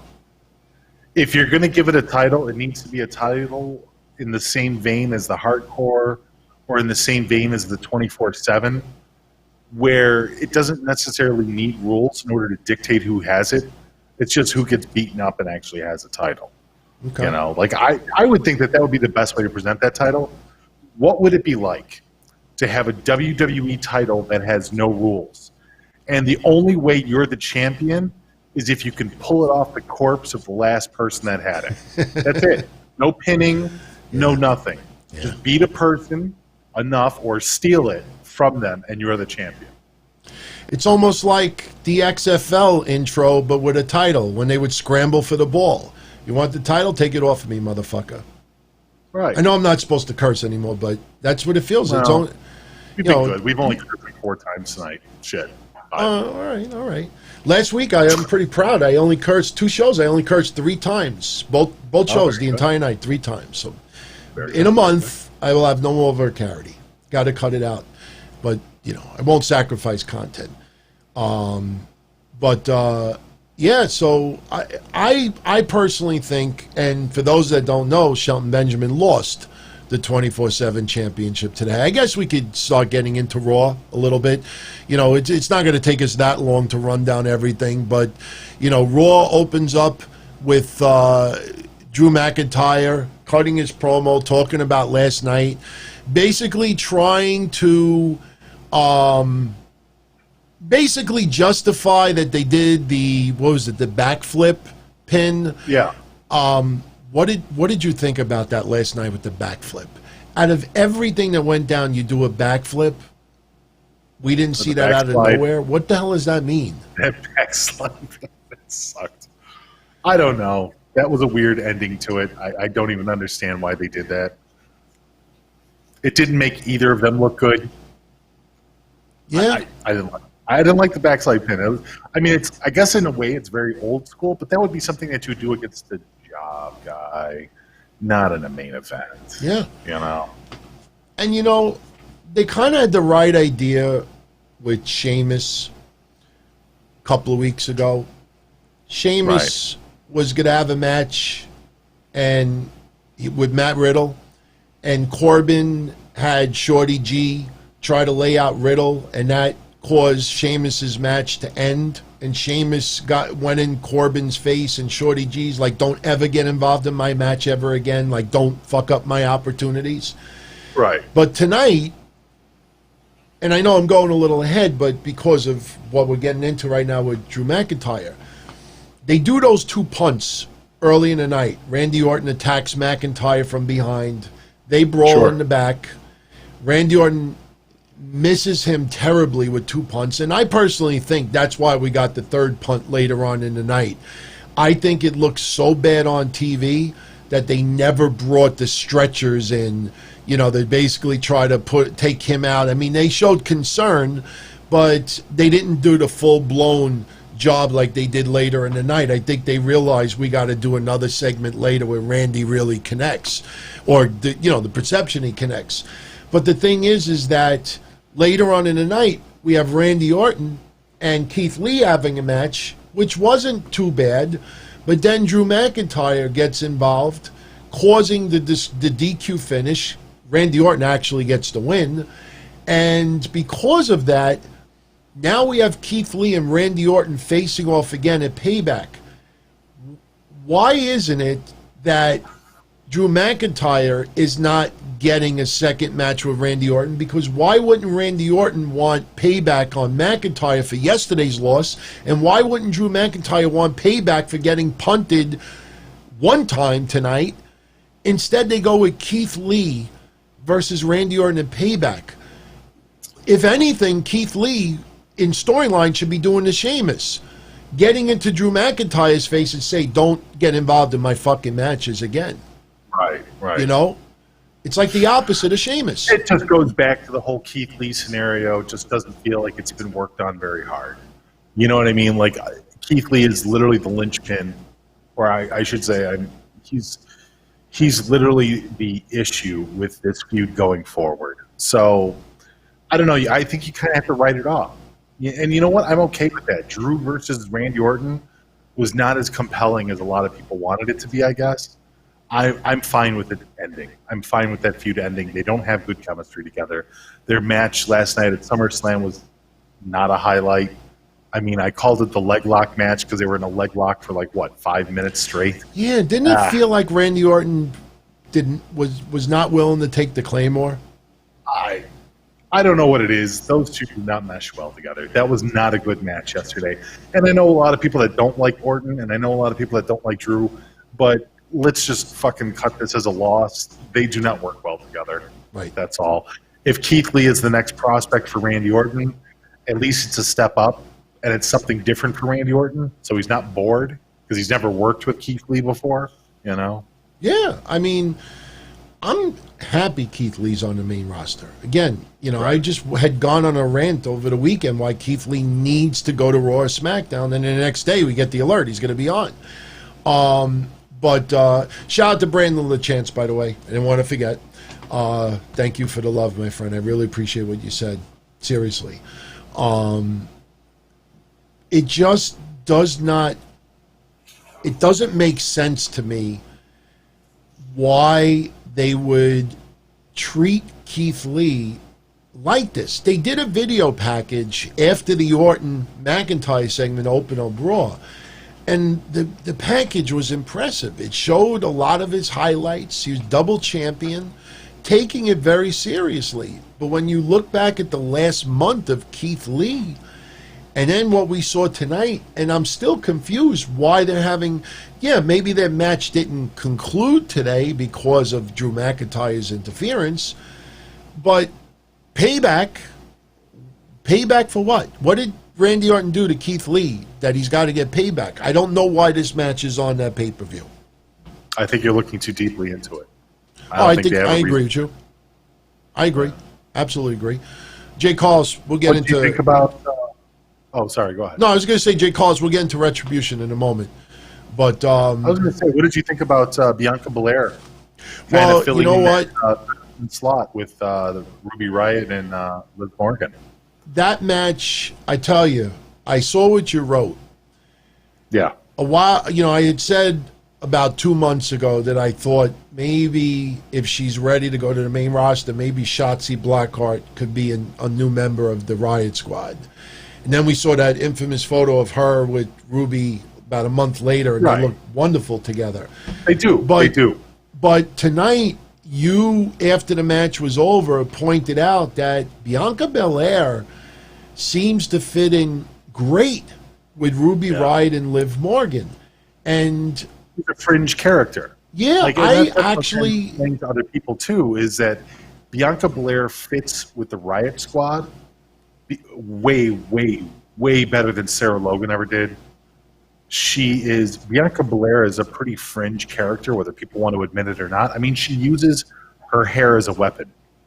You know what I mean? I think she fits perfectly with those girls. I think that I like it. If she becomes the new third member, the Riot Squad will definitely be a new life. I love the idea, especially because Ruby Riott might be considered the veteran of the three. But I think Bianca Belair could complement, them very well. And at the same time, I think Ruby could help her a little bit. I think those three could really help each other. And it also, you see like the Iconics. They had to put Zelina Vega with them tonight. And I don't think Zelina Vega's ever won a match on the main roster. I could be wrong, but I can't think of any time that she has ever won. And the way she performs in the matches, it almost feels like WWE does not want ever, or for the up to now, give anybody the impression that she actually could work pretty well. Because every time she has a match, she really gets very little offense in there. I'm looking at people like just bitching about Bianca. Look, the fact that she uses her hair as a weapon is fringe. It's not meant to be scary. Right. You're not supposed to be terrified of a woman that has long hair. I'm sorry. I don't know why you would think that would be spooky to you. But the fact that she's using her hair as a weapon is just a little bit, it's obscure. It's not a normal thing. I can't think of any other woman that's used her hair as a weapon in WWE. And for what the Riot Squad supposedly stands for, like these fringe women, I think that she's a good fit. It's worth the shot, you know? Yeah. By the way, shout out to everybody who is tuning in live, especially. Almost 1,000 of you hanging out tonight. Yeah. That's awesome, man. But I really like that idea of keeping Bianca Belair with Ruby and Liv for a little while longer. Will she get a matching tattoo with them? Probably not. But you don't necessarily even have to announce her as the third member of the Riot Squad. Just keep teaming them up. You know, Liv Morgan has gotten a lot better. But, you know, I think right now Ruby Riott and Bianca Belair would be a more dominant tag team, especially when you look at the overall tag team division for the women's side. It's not all that impressive. It's not. You mean the Iconic are doing it for you? Iconic! Iconic! They're not doing it for me. I mean, they're trying to make them a little bit more serious. You know, the fact that we got the pairing that we did tonight, and we can get into this now. Basically, just to set this up a little bit, Nia Jax is in the back getting interviewed by Sarah Schreiber. And basically, Sarah is confused, thinking that, wait a minute, weren't you suspended? And Nia's in the middle of a sentence, and the way she says it, it almost sounds like she had to do sexual favors to get reinstated. But then she yells at Schreiber saying that she had to apologize. So then Shayna Bazler shows up.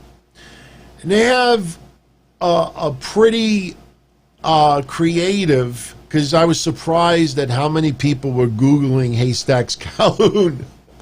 But Shayna Bazler calls Nia Jax basically a fat slob, because she calls her Haystacks Calhoun. And if anybody's never seen what Haystacks Calhoun looks like, go look it up. And then Nia Jax calls her an Addams Family reject. So they're kind of arguing, and some people, I think, picked up on it right away and said, whoa. Don't tell me that Shayna Bazler and Nia Jax could be the ones possibly facing Sasha and Bayley at Payback this Sunday. To be continued. So Shayna Bazler, then they announced, has a match with Bayley. So like, oh, okay, here it comes.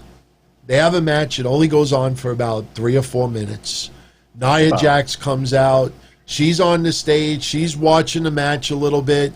But then we have a little bit of more dissension, or more of a faux pas, that, you know, Shayna Bazler, she's on the outside, a little bit distraction from Sasha Banks. Nia Jax runs down, yanks her out of the ring, gets disqualified. This causes a little bit of dissension, further dissension between Bazler and Nia Jax. And before the match, when they showed Sasha Banks and Bayley on the rampway, they have this awkward look, almost look like two dogs when you come home from work and garbage is torn up everywhere, and they look at the dogs like, did you do that? And they have this look on their face like they're guilty. That's what, they had this weird look on their face, like dogs that just tore up somebody's garbage. But Nia and Shayna are going at it a little bit. And, you know, we're kind of wondering, you know, where's this going to lead? Then, basically, they're brawling. Sasha and Bayley are laughing. And Nia Jax notices that they're laughing. So Shayna and Nia Jax basically stop. And they're kind of like just looking at Sasha and Bayley. And then you realize that is the match Sunday at Payback. Nia Jax and Shayna Bazler, who do not get along, versus Sasha Banks and Bayley for those tag titles. Do you think there's any chance of Shayna Bazler and Nia Jax winning those tag titles Sunday? Yeah, actually I do. I would not be surprised. And then they can start up a storyline with the returning Nia Jax and the newly returned, I guess, Shayna Bazler. It gives them a storyline right off the get, and they can do something with it. I wouldn't be surprised if they have an odd couple kind of pairing too. Yeah. You know, where maybe they fight back and forth while being the champions. So I can already see it written on the wall. It's not like there's any other options out there. You know, Bayley and Sasha, tag team champions, is going to come to an end. Sasha already lost her title to Asuka yesterday, ending her, 5th miserable run as a champion? So. Yeah, you know, I'll tell you, I was basically saying, look at everything that they did for Sasha the last 6 months. They have featured her and made her and Bayley the top 2 women in the company. Everything was circled around them. So I thought it was a little bit over the top, making a big deal that she lost the title. She's still a champion, and she may end up getting Bayley's title when everything is said and done. But then we had the Lumberjack match tonight, and for the second night in a row, they have Sasha Banks tapping out. Right. So now I'm kind of agreeing with you that, you know, all this build-up and all this work, now it feels like, you know, we just threw some of that out the window by having her not only, you know, job out or tap out 2 nights in a row, but Bayley still has her gold. But the only thing I'll disagree with you with is I'd rather see Sasha be sort of a babyface chasing Bayley than having Bayley back to being a babyface. I think the roles being reversed this time around is much better. I'd rather see Bayley remain as a heel than Sasha. And some of Sasha's worst work was as a babyface, and some of Bayley's worst work was as a heel. I don't know, man. I mean, yeah, I do.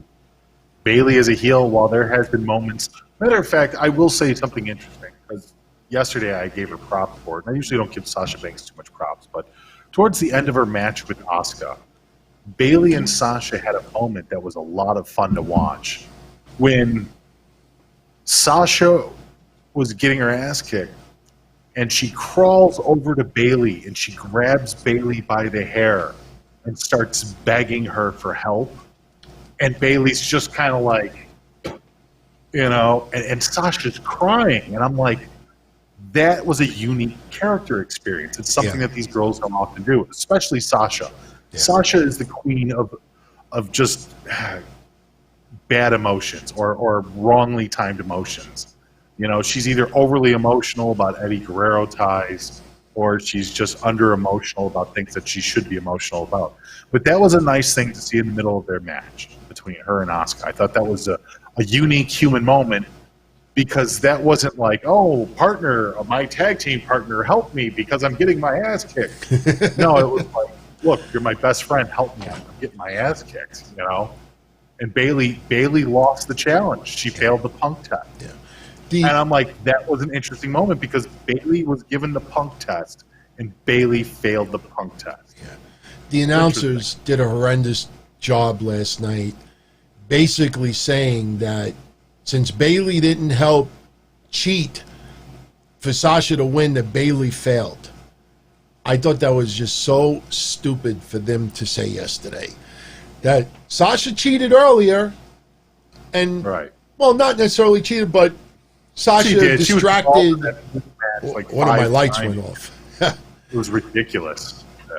Yeah, one of my lights went off. The lights, it's still pretty bright in here, so we're good, but my other light might go off too. So I'm always prepared with extra batteries, so I may have to do a little battery switch.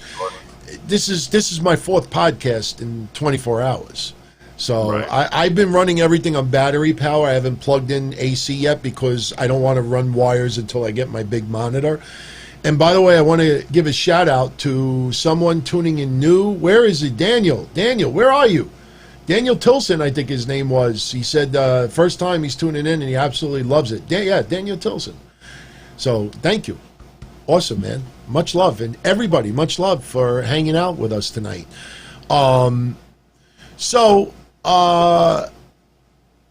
We now talk about the Kevin Owens show. He's in the back. He opens up a door that's pitch black inside, and I guess Aleister Black likes to just hang out in the dark. And he's like, you know, we're going to do the segment, right? You're going to come to the ring, right? And we don't hear any response. So Kevin Owens comes to the ring, brings out Aleister Black, which is no longer doing that entrance, going up, you know, like he used to, the coffin or whatever it is. And Kevin Owens is basically talking about Aleister Black being out of action, which I thought was hilarious because Aleister Black comes out with the eye patch thing because of what happened a month ago. But yet Rey Mysterio a month ago has his eye out of his socket. And I even joked about it on the TakeOver recap that I wanted to see Rey and Dominic take on Rollins and Murphy. But I said on the TakeOver recap that it has to wait a little while because Rey just had an eye out. I mean, what's going to happen? The cornea everything just miraculously attached. It's reattached and he's cleared to wrestle. And lo and behold, less than 24 hours later, they announced the match, which I think is so stupid. Rey Mysterio is cleared to wrestle after losing an eye, but Aleister Black, who almost lost an eye, is still walking around with an eye patch. I thought it was stupid, but Aleister Black does attack Kevin Owens. First shot looked a little bit cheesy, but the second one, when he hit what was it, the Black Mass? Is that what he calls it? Right. He knocked KO out, and it looks like we're going to have a little feud with Aleister Black and Kevin Owens. I love the idea of those two feuding because they both can go. That is going to be awesome to watch. The only thing I don't like about it is Aleister Black, again, some people may not like what I'm about to say, but I can't stand that Aleister Black is doing this storyline like his eye is injured, and then the next day he's on his YouTube page with Zelina buying creamers for their coffee. You know what I mean? Like, if you're going to, yes, it's the cat's out of the bag and it's just entertainment, but to do this and then the next day we're going to see them looking to buy cat food or something like that, I can't get into that. After this week, they have every right to do that. After Sonya Deville officially leaving WWE, they have every right to do that. They actually put her up on the alum page too. Yeah. So she said goodbye on all of her social media platforms. I think that they're shutting down her WWE Sonya Deville platforms as well, and she's going to have her own account on Twitter again. So I don't know, dude. I think she's actually, and I can't blame her. Nobody can blame her. So we're at this weird conundrum where we as fans want more believable storylines. We want the wrestlers to continue with the storylines outside of wrestling, but then at the same hand, you get crazy cases like Philip Thomas. What do you do? How do you have both? How do you try to keep the fans at bay and let them understand that this is a show, and at the same time give us more believable storylines that people can be engrossed in, right, without hurting the athletes? Right. I absolutely agree. It's a shitty conundrum, dude. It's horrible. Yeah. You know, I mean, the reality is, and I was trying to think of this the other day. I remember Kevin even talking about it too. You know, he's like, "Oh, she's never going to leave. She's not leaving. That's just, you know, that's kayfabe. That's garbage." And the first thing I thought of was, I'm like, dude, she's probably moving. Her home has been in the news media. Yeah. Her home was put, like, you know, in litigation with the guy. You know, it's been publicized. I'm like, she wants to have a life with her girlfriend or fiance, and she's probably moving somewhere else. I would hope that she would move to a gated community with security and stuff like that at this point.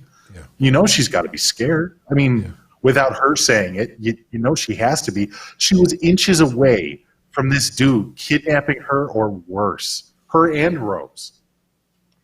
Yeah. I talked about this yesterday, you know, it's a traumatic experience and she has to, you know, heal. And, you know, she's probably going, and I brought this up too.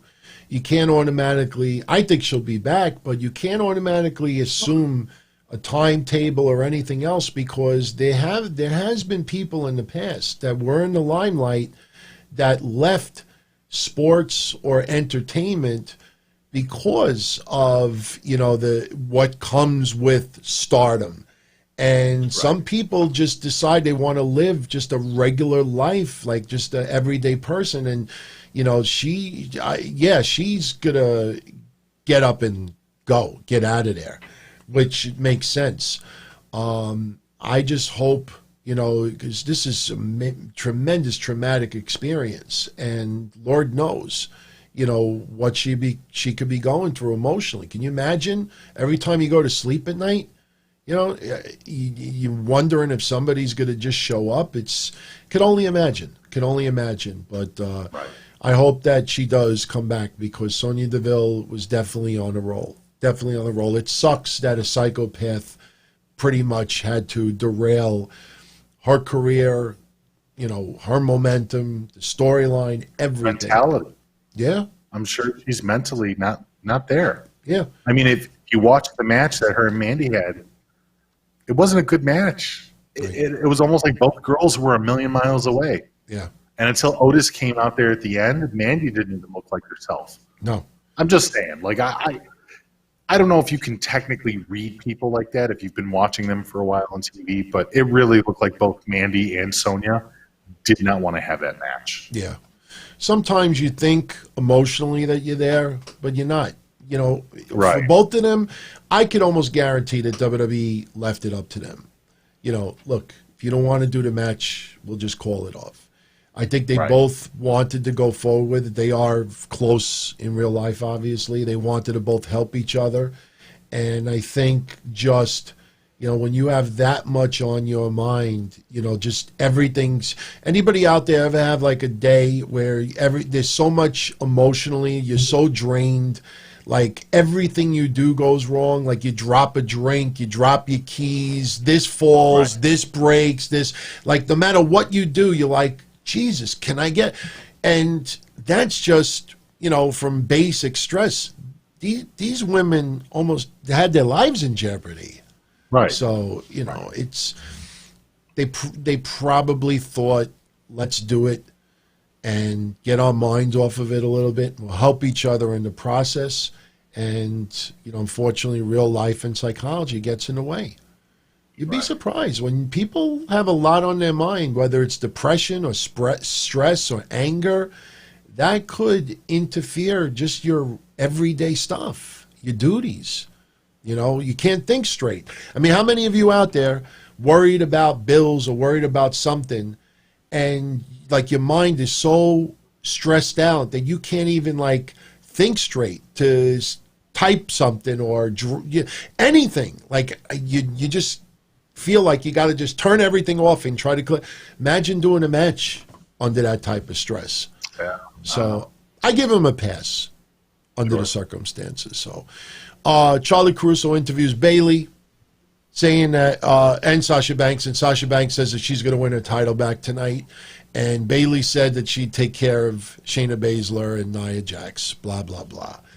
Akira Tozawa wins back the 24/7 championship, beating Shelton Benjamin, Cedric Alexander, and R-Truth. I got a kick out of R-Truth doing the what's up, thinking that we would actually hear fans go, what's up? But he did that, and all you heard was, how do you like that soccer noise for 3 hours? Yeah. It's not even soccer noise. I brought this up over the weekend. It's soccer noise when the soccer ball's at midfield. You watch a soccer game and the ball's around midfield, you hear a little noise, but you don't hear... They don't know how the fans are. Because that's not even how WWE fans cheer when they're live in attendance. What that is somebody looping a track for 3 hours. That's all it was. What they should have done was had somebody there working the board. And when people were talking, because it was distracting, DT, there was a few interviews, like even when Ray was out there. Who's Ray talking to? Who was that? Was it Kayla Braxton that Ray was talking to? No. When he was him and Ray, when Ray said that you're now a man. Last night he became a man. When Ray was out there with his wife. He was in the back with his wife and Dominic, and he was talking about the future is now with Dominic and stuff like that. But it was funny because Rey Mysterio was talking to the interviewer, and she had very accessible cleavage. Oh, it's Charlie Caruso that did that. That was I know Charlie you're talking Caruso. about when she was interviewing the whole family. It's Charlie Caruso. Well, it was hilarious because Ray kept forgetting his lines. Yeah. There was 3 points in the conversation where Ray's like looking directly at her, and he keeps losing his lines, and I'm laughing my ass off because it's like, Ray, her eyes are up there, dude. I know you're a short guy, but her eyes are up there. I don't know if he still smokes the babanya. She's a pretty girl. They look like a nice family. Seriously. Yeah. They look like I just thought it was funny that he kept losing, his line, his place line. Last night, my son became a man. I was like, yeah. That was, but it was what it was. But, yeah. But getting back to that match, basically, Tozawa wins the belt in a minute, defeating R-Truth, and Shelton Benjamin started beating up ninjas. Tozawa runs away. Like I said, I think what needs to happen, this is kind of a hybrid of what I've been saying. I think R-Truth or Tozawa need to accidentally run into Raw Underground and have somebody from Raw Underground, whether it's Arturo Ruas or Dabakato, he runs into them and they destroy him, and then they become 24/7 champion.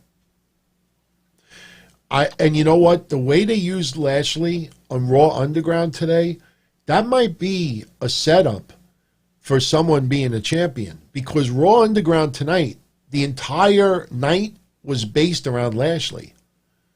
Beating the crap of Dolph Ziggler, beating the crap of that first guy. There was a horrendous moment. I don't know if anybody saw it. The very last person that the Hurt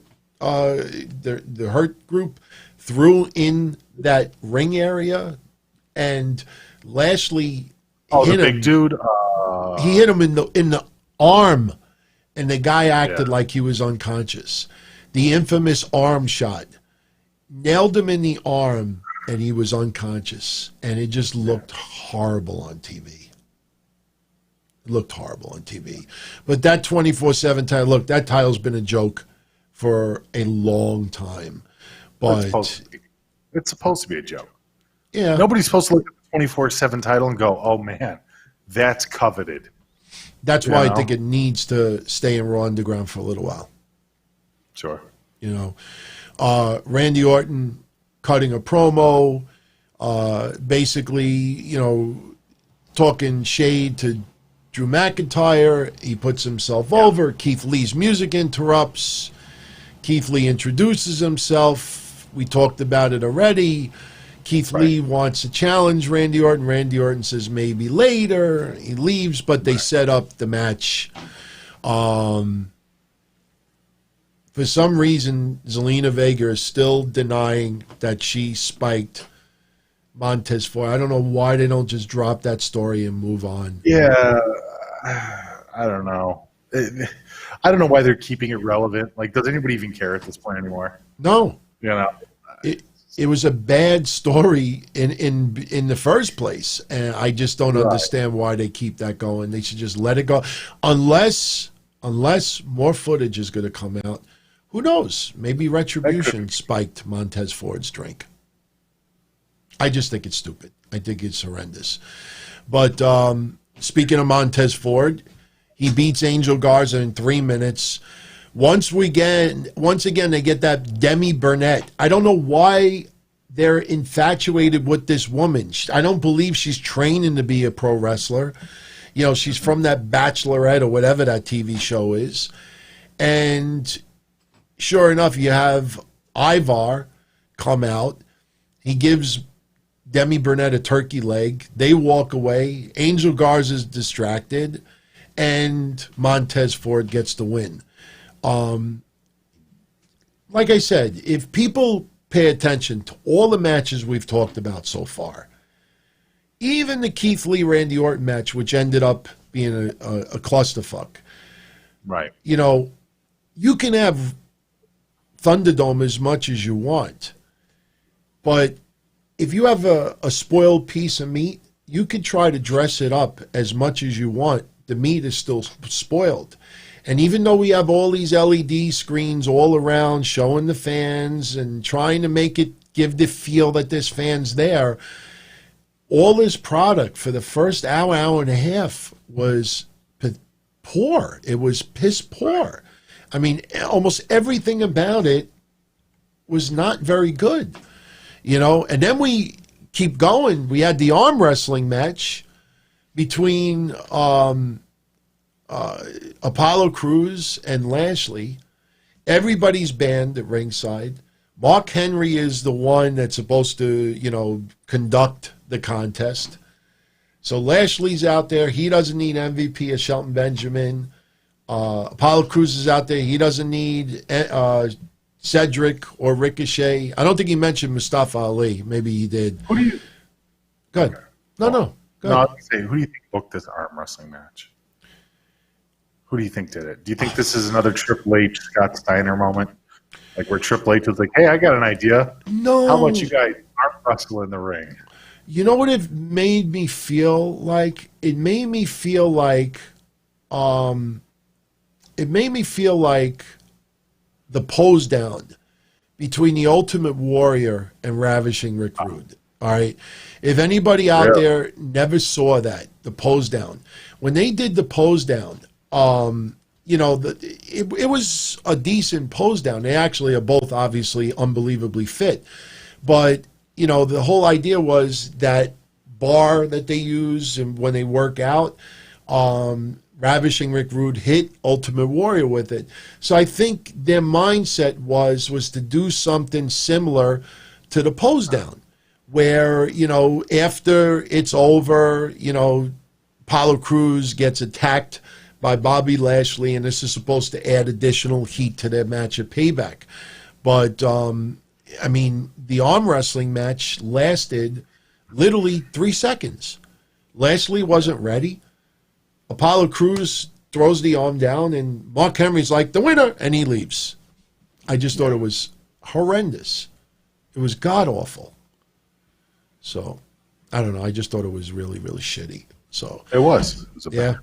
Lana and Nattie, you know, basically talking about Nattie being a future Hall of Famer. They were there to honor Mickie James and retire. And by the way, did you get a chance to see what Mickie James said on podcast the other day? No. What did she say? She was on Ring the Bell. Ring the Bell. And she talked about her return. And this is her exact quote. She says, the match broke the internet for the wrong reasons. She feels that Nattie is a badass. She felt like they were going to have a great match, that they were going to kick butt. And she felt like there was some genuine magic to be there and to tell a great story. And it was unfortunate that nobody saw it. And she said, it's bullshit. She's hot about it, but she's still grateful to be back. So Mickie James feels that what happened with her return match was bullshit. That was her words, bullshit. I think we all agree with that. For the most part. I mean, I think Mickie James is, I don't know. She's in a weird spot where putting her up against Nattie isn't necessarily beneficial to her. I still think that Mickie James is somebody that is capable enough, has enough of a name, has enough of a status within the company that she should be a girl going up against people like Bayley. She should be a girl going up against people like Shayna Bazler. She should be a girl that is still leading the company. Mickie James is a really weird case because as much as she's done for WWE, they've never seemed to reciprocate her properly. You know, it's always felt like they gave her some, but never enough. They never gave her anything of her status. They never wanted her to be a Trish status. They never wanted her to be on the same level as Alita. You know, it's like, unfortunately, Mickie James falls in the same category as Natalya. Natalya is a great wrestler, but she's even looked at as less than a Beth Phoenix. You know, I don't know. I'd like to believe that at the end of the day, when Mickie James finally hangs up her leather boots that are, you know, but I don't know, dude. I don't know. I don't know how to feel about Mickie James. I mean, she's hot about the match because people didn't enjoy it for the right reasons. Well, WWE isn't really classifying you in the right way. So, I mean, get hot at the company, too. Yeah. You think Mickie James and Nattie would be in the WWE Hall of Fame one day? Oh, yeah, of course. Of course. I absolutely agree. Absolutely agree. So, well, that's what we have looking forward to. Mickie James and Nattie doing a little bit of a feud. They're trying to keep Lana, involved in the mix, but honestly, I'm fine with Lana. I'm a fan of hers. I commend her, but I just, without Rusev, it just feels like she's lost. Right. It just feels lost. She does look good in white lace. Oh yeah. No doubt. No doubt. Randy Orton versus Keith Lee, as we said before, was not a bad match for as long as it lasted, but Randy Orton was going to set up an RKO. Drew McIntyre pulls him out of the ring. Immediate disqualification. And, Drew McIntyre, was pissed. And I don't know if anybody goes back and looks. Keith Lee was nowhere to be found. You go back and you watch that. Keith Lee's like, no, try to find him. He was like, I don't know where he went during all of that. They kept plugging all throughout the night that Roman Reigns on SmackDown Friday, there'll be a contract signing at Payback. It's going to be Roman Reigns versus The Fiend versus Braun Strowman for the Universal title. We have Shayna Bazler and Nia Jax taking on Sasha and Bayley for the women's tag titles. We have Keith Lee and Randy Orton going at it in a, I don't know why, match. I don't know who's getting Payback. Any other matches did they announce tonight for Payback? I can't think of any offhand. No, not that I know. I don't think so. I don't think so. Chad, if there's any other match, let us know. But Friday SmackDown should be very interesting. Asuka beats Sasha Banks in a lumberjack match. It was good for what it was. You had a lot of the women that were on the show as the lumberjacks. Basically, how the finish was, Bayley had grabbed the chair. Shayna Bazler got involved and basically took care of Bayley. Sasha Banks was distracted because of all of this, and Asuka got the upper hand, put her in the Asuka lock for the submission win. This match tonight, I don't know if it was necessary. There's been so much with Sasha and Asuka on TV, even though they work great together. We've had so much. I don't know what the purpose this was tonight. You can have Payback in 6 days. I maybe this was. We talk about how asinine it is that they booked Payback literally a week away from SummerSlam. Yeah. I think the reason why they did that is because they wanted to do it maybe 2 weeks from now, and AEW's pay-per-view is coming up. Even though it's different nights. WWE afraid of AEW, that they would move their entire pay-per-view weeks away. It doesn't make sense to have Roman Reigns appear on SmackDown for the first time in God knows how long, and 2 days later he's got a title match. Right. I mean, I'm happy he's back, and I don't mind him doing stuff now, but how does that come off on even though a lot of people for the most part are happy he's back, but how does that come off that the Fiend has been around, Braun has been around? They're trying to repair the Fiend's character in a lot of ways. Braun has been on momentum for the last month, and here shows up Roman Reigns, and he's right back in the title picture. I don't know. Unless we get some wild swerve and Otis tries to cash in Sunday, but I don't like the fact that there's 2 pay-per-views in a row. I don't like it. So Ambulance carries away Drew McIntyre. We get the main event, Ray and Dominic versus Seth and Murphy. Not a bad match. You could see that WWE has a lot of faith in Dominic Mysterio.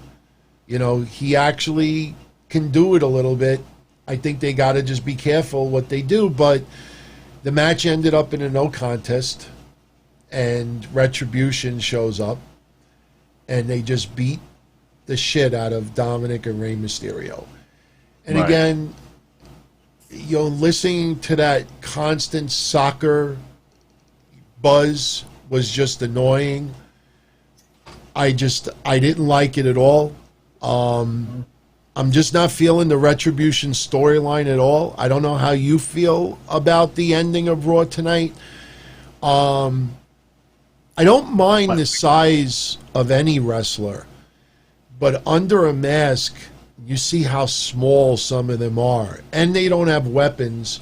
I understand that there's 6-on-2, 7-on-2, 8-on-2, but let me throw this out there to you and to everybody else. Where was the rest of the WWE roster to come out there and stop Retribution? You had SmackDown come out, and then I said in storyline, they didn't try to pull the masks off. How come not one member of the WWE roster tried to come out there to help Rey and Dominic? This storyline has been an abomination since day one.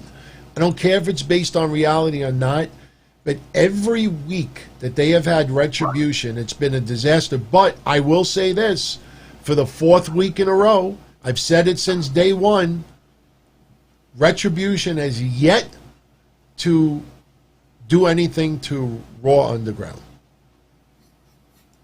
I don't know if you've noticed that. They have done zero. They haven't done anything to NXT as well.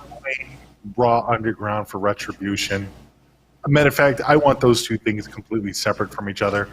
I think Raw Underground has a place. I think Retribution needs to go down the toilet. Retribution, it's such a gag. They can't even wear the same shoes. One of them's coming out in sneakers. The other one's got like flip-flops on. The other one's got boots. They look horrible. They're all wearing just sweatpants. They don't even have an outfit. Like, what are they supposed to be? Antifa? Is that what they're supposed to be? I guess. Like, I don't even know what they're supposed to be. They're just a joke, and it's not good. And their Retribution doesn't make sense. Was any of them taller than Dominic tonight?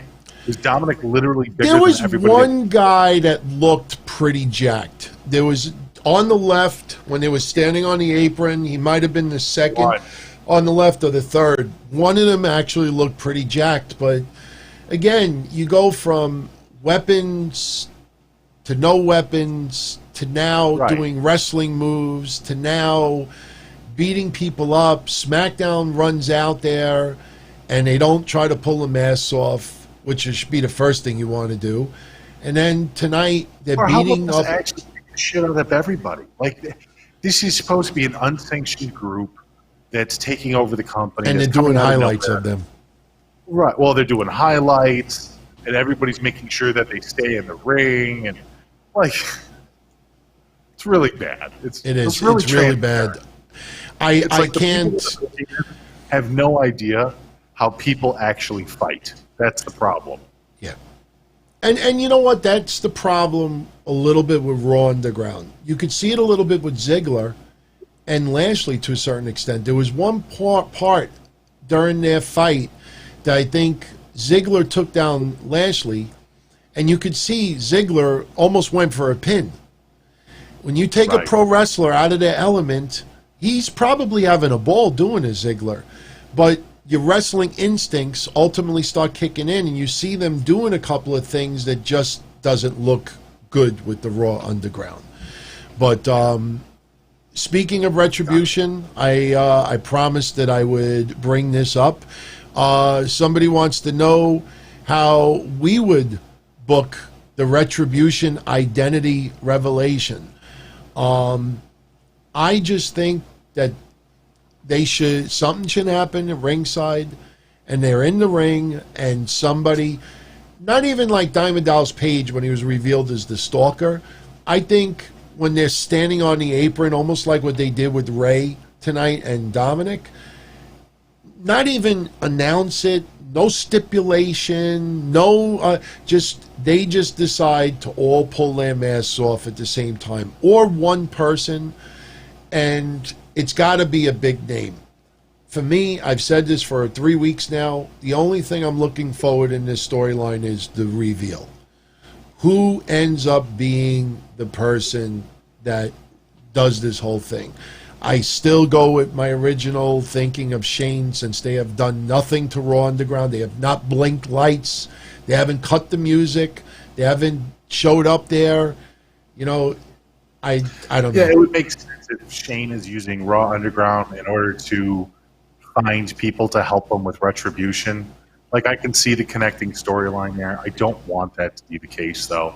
Yeah. Raw Underground has enough legs on its own to be interesting and remain interesting, as opposed to being a parallel angle for a group that already looks dorky at best.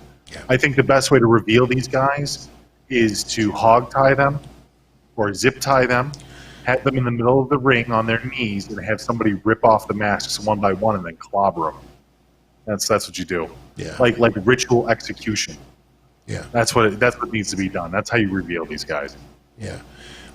Rain Entertainment says that black turning was not needed. It's like the Undertaker turning. I'll tell you the truth. If there was anybody for Aleister Black to turn on, Kevin Owens is a good choice, because they will kill it in the ring. You know. Oh, it'll be a fantastic feud.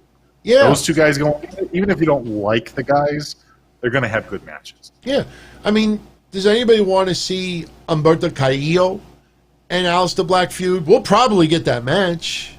But does anybody really want to see that? I mean, Kevin Owens with the right opponents, and he's dropped weight as well. That's just going to make him that much faster, that much more agile, a little bit less pain. You know, it's... Did you have Paul Burchill flashbacks watching Aleister Black out there tonight? What? Did you have Paul Burchill flashbacks watching Aleister Black? Not really. I mean, I was just thinking, what I couldn't help keep thinking is what I said earlier, that this idiot, and I say character, not person, I like him, this idiot is coming out still wearing an eye patch, and he can't wrestle, but here's Rey Mysterio, who had an eye removed, and yet he's having a match tonight. That's what I kept thinking about. And then once Aleister did what he did to Kevin Owens, I thought, okay, all right, that's a good match for Payback. I wouldn't be surprised if they announced that. I think Kevin Owens versus Aleister Black might actually be an awesome match for Payback. I don't know if they'll do it that soon, but no, those two guys will tear it up. So, speaking of, we're gonna wrap it up very, very shortly. We went a lot longer, and I know Mish has a lot to do. I feel bad. And on Patreon, Tuesday afternoon, unless you want to maybe extend it to Wednesday afternoon instead, we got our Patreon episode of Breakfast Soup. So you let me know tomorrow if you want to do it Wednesday afternoon instead. I'm sure our Patreon family will be fine with that, you know, because we were going to do it Tuesday afternoon. So want to maybe wait till Wednesday afternoon to do that? Sure, we can do it Wednesday. Yeah, we'll do it Wednesday. I mean, so for our patrons that are tuning in right now, Wednesday afternoon we'll do Breakfast Soup. So just wrap it up a little bit. I needed to tell you this because I think this is something that you would like. And by the way, before I forget, happy birthday, Vince McMahon, 75 years old today. Happy birthday, Douglas McKay, who is a longtime friend of the show. It's his birthday as well. God bless Vince, man. 75. It depresses me how many years have flown by so quickly that he can't do it in the ring anymore. But, you know, God bless him. You know, I was going to say this not to be corny, but other than my father, I don't know any other man, any other male person in my lifetime that has entertained me more years than my own father. It's wacky as that sounds. I've been a wrestling fan since I was a little kid in 1979. And to think he is the man behind everything, with wrestling that I've enjoyed. Other promotions as well. I can't hate the guy. So, by the way, before we get out of here, shout out to Chris Hustle, who is our newest patron. I want to plug something that I think everybody out there would really get a kick out of checking. Friend of the show has a Facebook page. His name is Timothy Michael Thayer. And I posted his Facebook link earlier. You could go on Facebook. It's very easy to remember, facebook.com/Timothy Michael Thayer, Thayer. You could just rewind the show if you need the link again. He's a musician, and he does a lot of cover work. And on Facebook this Saturday between 7 p.m. and 10 p.m., he's doing a live performance. And what's cool about it is he lets everybody out there choose what songs they want to hear.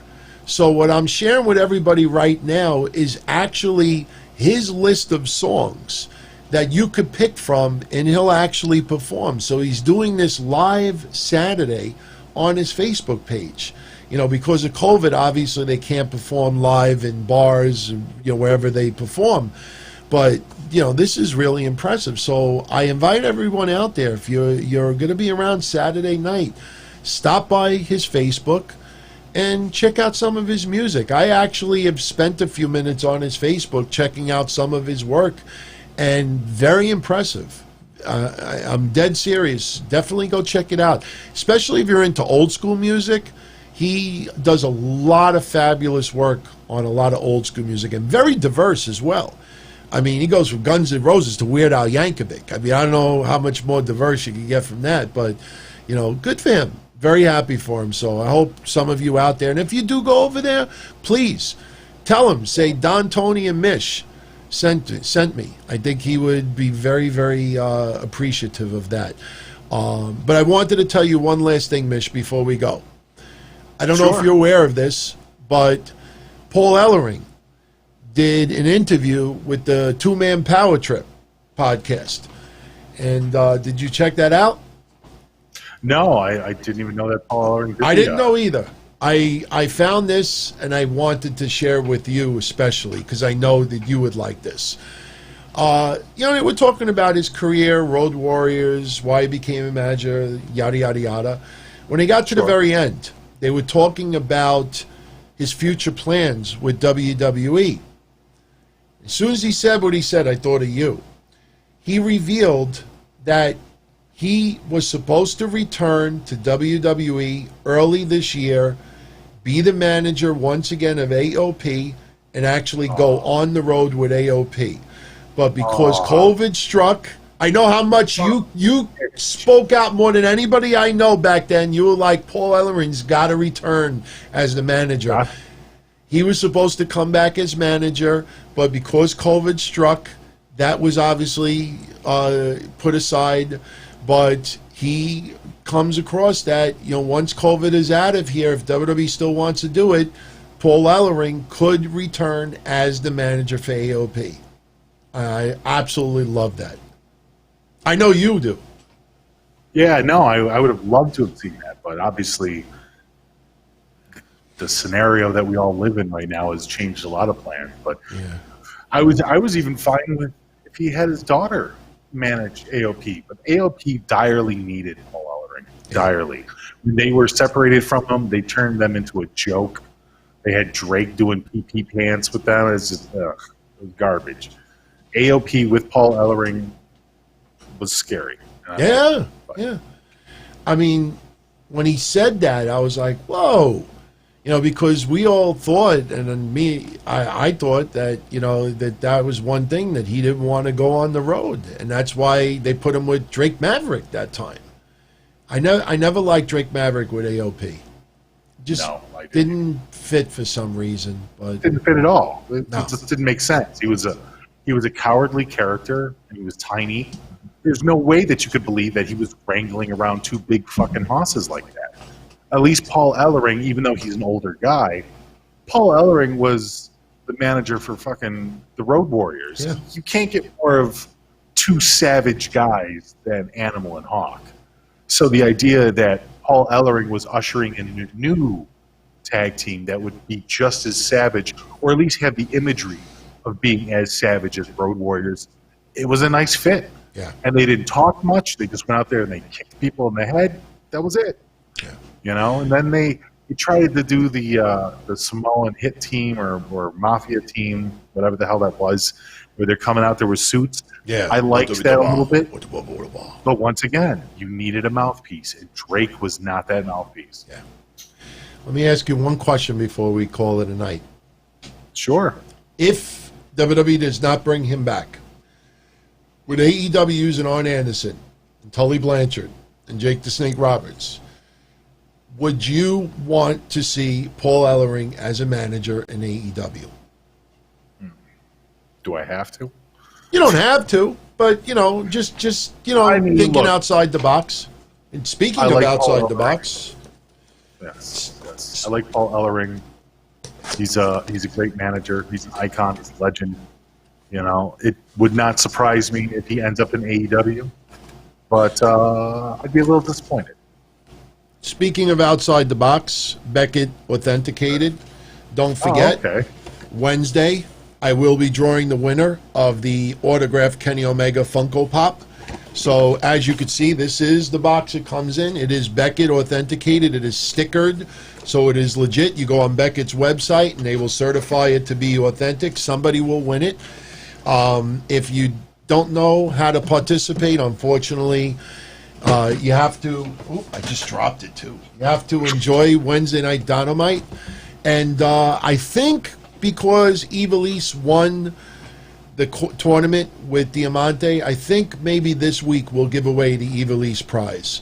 We'll do that contest. So, but we will pick the winner at random on Wednesday, and Wednesday night on Wednesday Night Dynamite, I will reveal, stream it live, who the winner is. We'll pick somebody at random.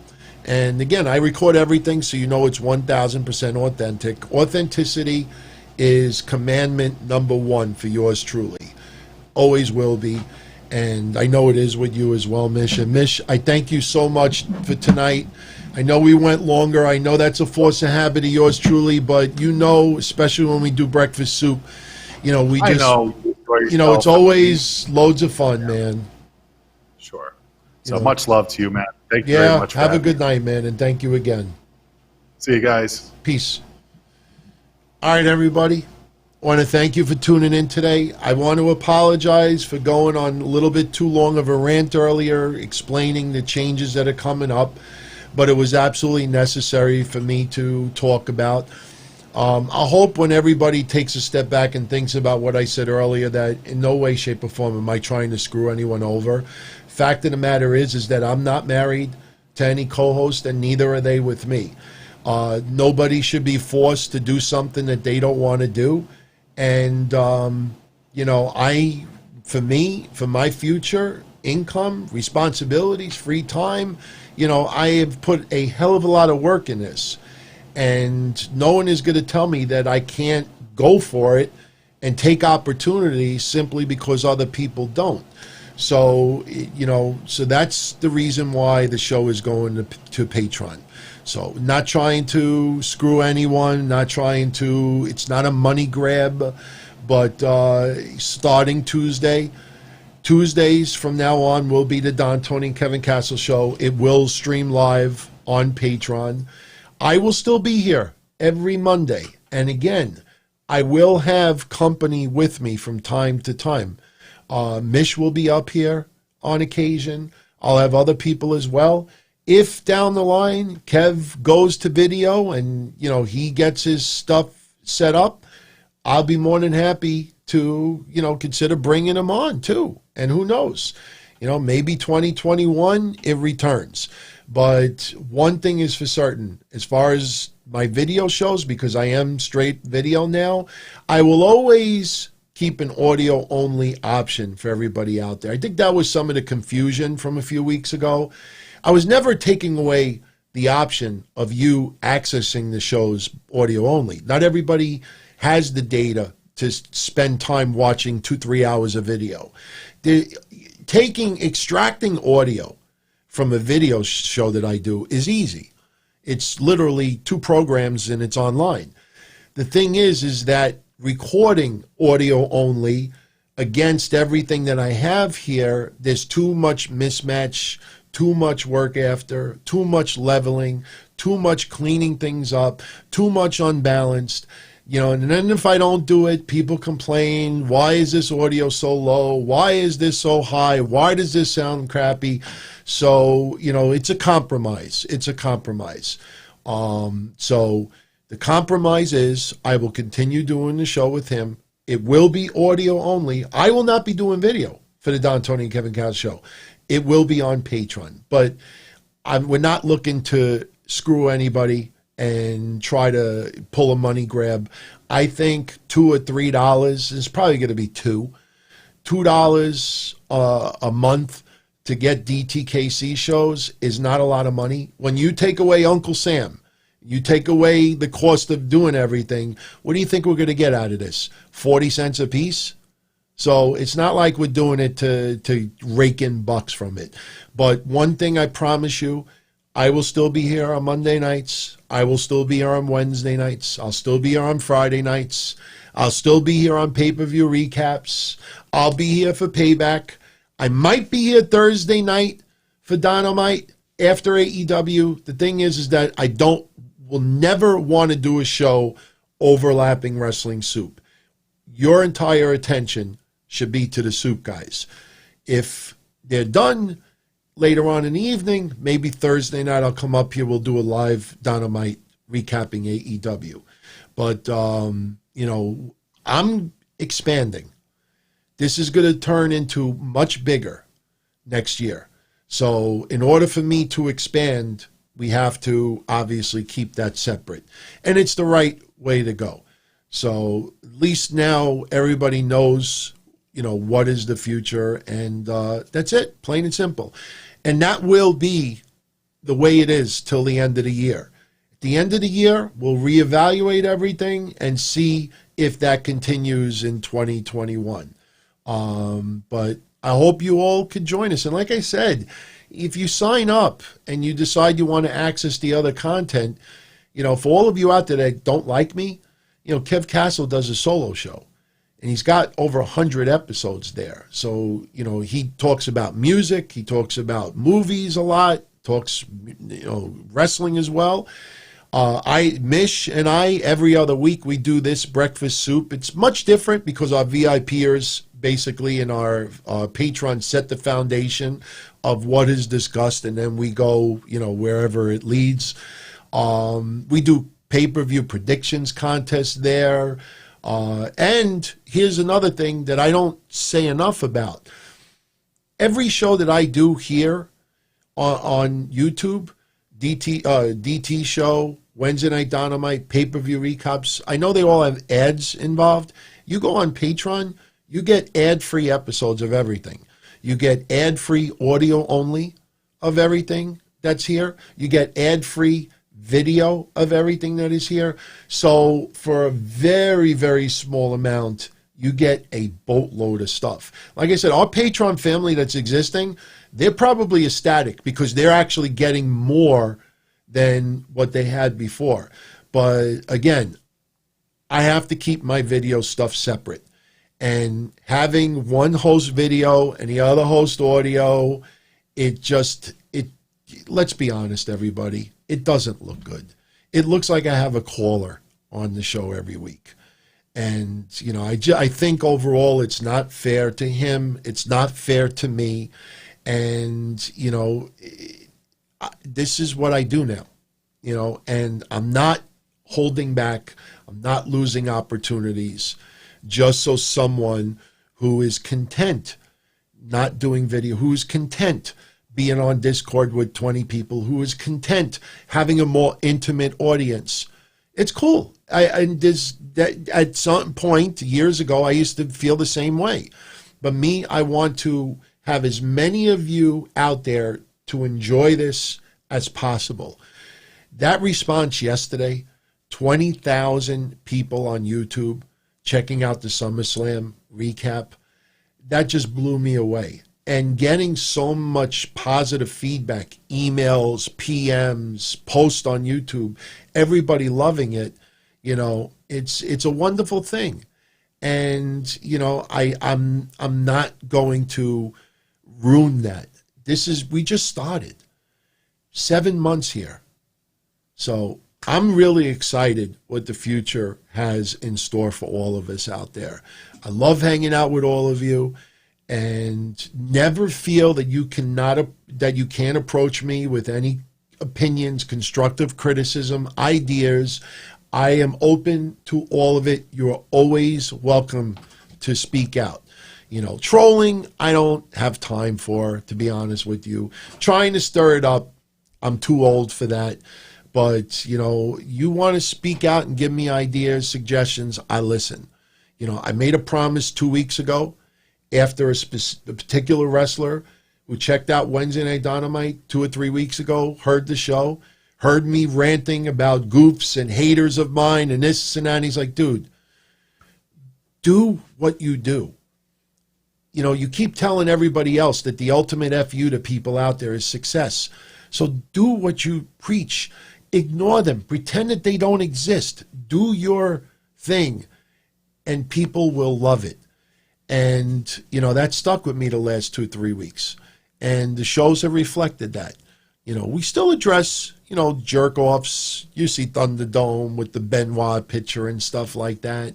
You know, let's be honest, 98% of the people out there, you see a head that far away with 2 picture frames, unless somebody said to you, oh, that was a Benoit picture, you would have never known.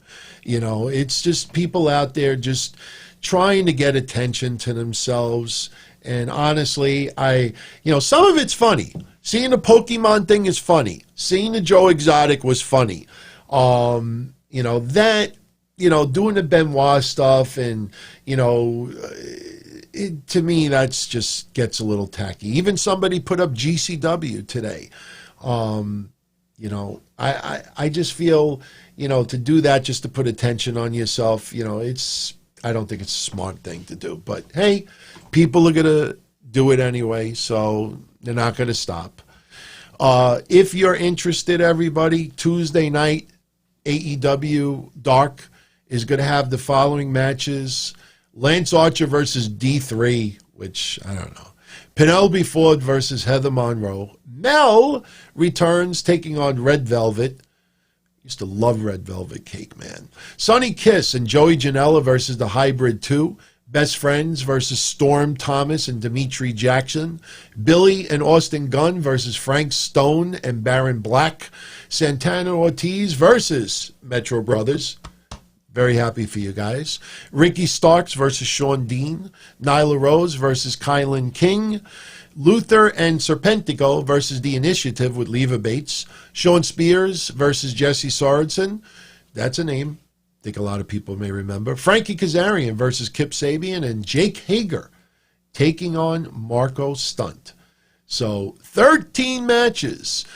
I hope by Wednesday I have the quarter-hour ratings for NXT and for AEW. As of a few hours ago, we did not have the AEW rating yet from Saturday. You know, it did go head-to-head with NXT TakeOver for quite a bit, but I will not judge AEW's Saturday night rating to NXT's Wednesday night rating because NXT was on their regular night. AEW was not. AEW had to start 20 to 30 minutes late because of basketball. Plus, it's a Saturday night. So there's a lot of variables. I think it's unfair to compare the two. We could talk about both numbers, but I would not compare the two. So, everyone, can't believe 700 of you is still hanging out here live, man. I appreciate it. Seriously. You know, like I said, I'm not here to try to take away viewers from any other podcast out there. And I'm not trying to, you know, compare my work to anyone else's. But for me, you know, I'm not satisfied with, you know, going on a Discord or a Mixler for 20 people. You know, I love it when we're gaming or we're having some Zoom convo or chatting or doing games here and there. But as far as doing these shows, I want as many of you out there to stop by, enjoy what you want to enjoy. You want to agree, disagree with something, speak out, interact. This is my 23rd year doing this. And it just blows me away that you, for some reason, enjoy it. I don't get it. 23 years doing this stuff. It's weird, man. And Darren, seriously, I know a lot of you are like, no homo. Of course, you don't know me personally. So when you say that, I know what you mean by that, but I swear to God, I absolutely love all of you who tune in. We're one big family over here. It's not a competition. All I ask is if you disagree with my views on something from Velveteen Dream or anything else, you could disagree with me. You could tell me why you think I'm absolutely out of my mind with some of my views. Just respect how I feel about it. I'll respect how you feel about it. And again, as far as the show changes, in no way, shape, or form am I trying to burn anybody out there. You'll still get Monday night like it's always been. Just I won't have Kevin Castle on with me Mondays. But we will be on Tuesdays. Show will be a little bit different because obviously we're not doing Raw recaps on Tuesday nights. But we'll get into other topics, and our patrons always dictate where the topics go. So it's a much more intimate atmosphere, and you can hang out with us on Discord, and, there's chat room there as well. And, like I said, this will be the format for the DTKC show till the end of the year. And then it'll be reevaluated to see, where it goes in 2021. So everyone, have a great night. Much love. And C-Med, do I have Cena hats? I don't remember the guy's name. Any of you out there remember his name? There's a guy that lives in the UK. He's a famous celebrity. I don't remember his name right now. But about 6 months ago, he was talking about a kid who was very, very ill on Twitter. And the kid was an absolute, loved John Cena. And he asked if anybody out there had John Cena memorabilia that they could send. And I had an autographed hat, autographed shirt, autographed photos. I had all this wild Cena stuff. And it's not Hugh Easy. I not against Adam, but I'm talking somebody famous, blue check mark and everything. And the funny thing is, his first name might be Adam too. Is it? I don't think it's Adam Pacitti. I don't remember his name. It could be him. But he asked if anybody had any John Cena memorabilia. So I had tons. So I sent him a PM. It's on my Twitter too. If you do an advanced Twitter search on my Twitter, you'll see, just type in John Cena with my user ID and his name will come up. And I posted pictures of all his Cena stuff. And he's like, yo, man, that would be awesome. I shipped it all the way to the UK on my dime. Got everything. To this day, not even a thank you. Swear to God. Not even, hey, I got everything. Thank you so much. I didn't ask for a thank you after, but he got everything. For all I know, I'm sure the kid got it, but I sent him probably about $500 worth of John Cena memorabilia, and not even a, hey, man, thank you, I got it. It's all good. Benjamin, if it was a big deal to me, I would have mentioned it 6 months ago. It's all good, man. I do things, and a lot of times I do it, not to get attention or notice. That's why I always loved Mick Foley. If you had any idea, if you had a dollar for every time Mick Foley did something good in this world without any cameras or anybody there to witness it, you'd be a millionaire right now. So, there's a lot of things that I do that nobody ever hears or sees about. But, I do it because I want to. So, but again, I don't make up stories. If you do an advanced Twitter search, type in my Don Tony D and just type in John Cena, it'll pop up. Everything. So, but, so that's why I don't have Cena memorabilia. Although I do have some Cena signed cards, and I do have, I think, one autographed photo still of Cena.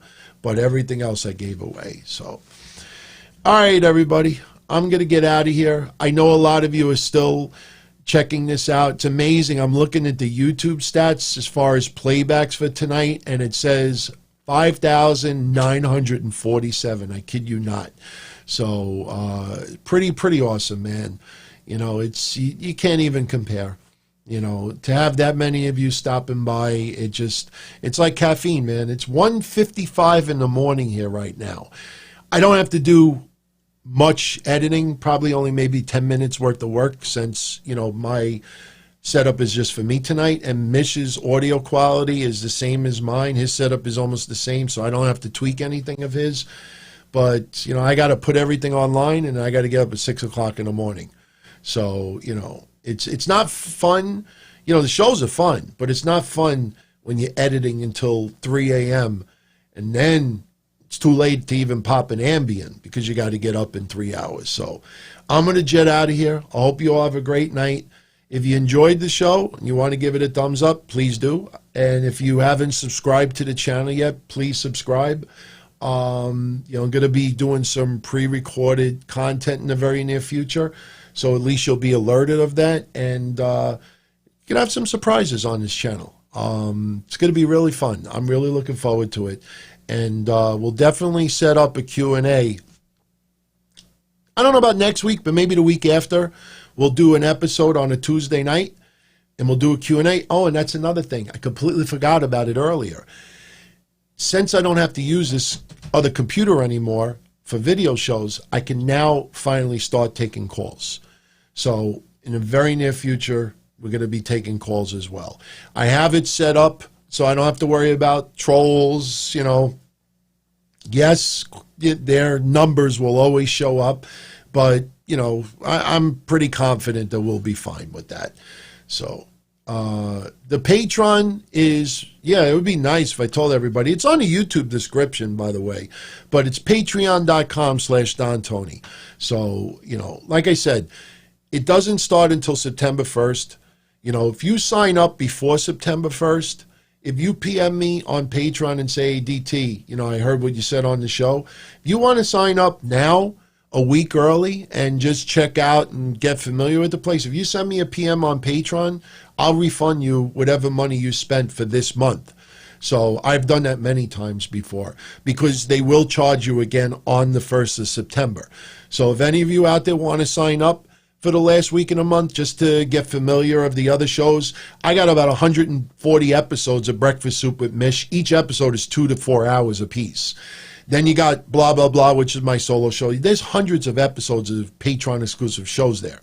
So you want to sign up, check it out for a week, send me a PM. DT, I signed up a week early. You know, you said on your show, you know, I'll refund it right back. I'll just put the credit in with Patreon. You'll get the time from now until the 1st for nothing, and then on the 1st they'll charge you, and that's it. Oh, JL, I've been doing that for 2 years, you know, so it's all good, man. It's like I said, it's not a money grab. I mean, of course, I'm doing this, you know, as a job, and, you know, trying to make whatever revenue I can. But, you know, when you see like the Omega stuff, and, you know, I put a lot back in the show. So, you know, it's all good, man. So I appreciate all of you. And that's not just blowing smoke. And I thank you for staying up late for me tonight. So let me get this online and spread the word. Let others know about the show. And I'll catch you all again Wednesday night. So 2 podcasts Wednesday. Breakfast Soup Wednesday afternoon, which will be Patreon only. Then Wednesday night will be Wednesday Night Dynamite. Keep in mind, AEW is not airing on Wednesday. It'll just be NXT. So the show will be a little bit shorter than usual. I have to figure out what I'm going to do about AEW Dynamite. I ended up recording a show for AEW Sunday afternoon. So I'm not sure if it's going to be live Thursday night right after it finishes, or if I'll do something pre-recorded Friday or Saturday. We'll see how it goes. More than likely, I'll probably be up here live right after AEW. So there's a lot, you know, planned for Thursday. So we'll see. We'll talk about it on Wednesday. But all right, everybody. I'm out of here. Much love as always, and I will catch you all again Wednesday with Wednesday Night Dynamite. Ciao. On oh my. It was fun to channel surf. It was kind of hard to do a little pocket pool after you hitting the last channel button 50 times for 2 hours plus. John oh my. And his whole idea of overanalyzing, oh, he's an alcoholic and he misplaced the belt. And how could you have someone champion like that? The fuck out of here. Wednesday night. Dynamite. You can have fun. You really are.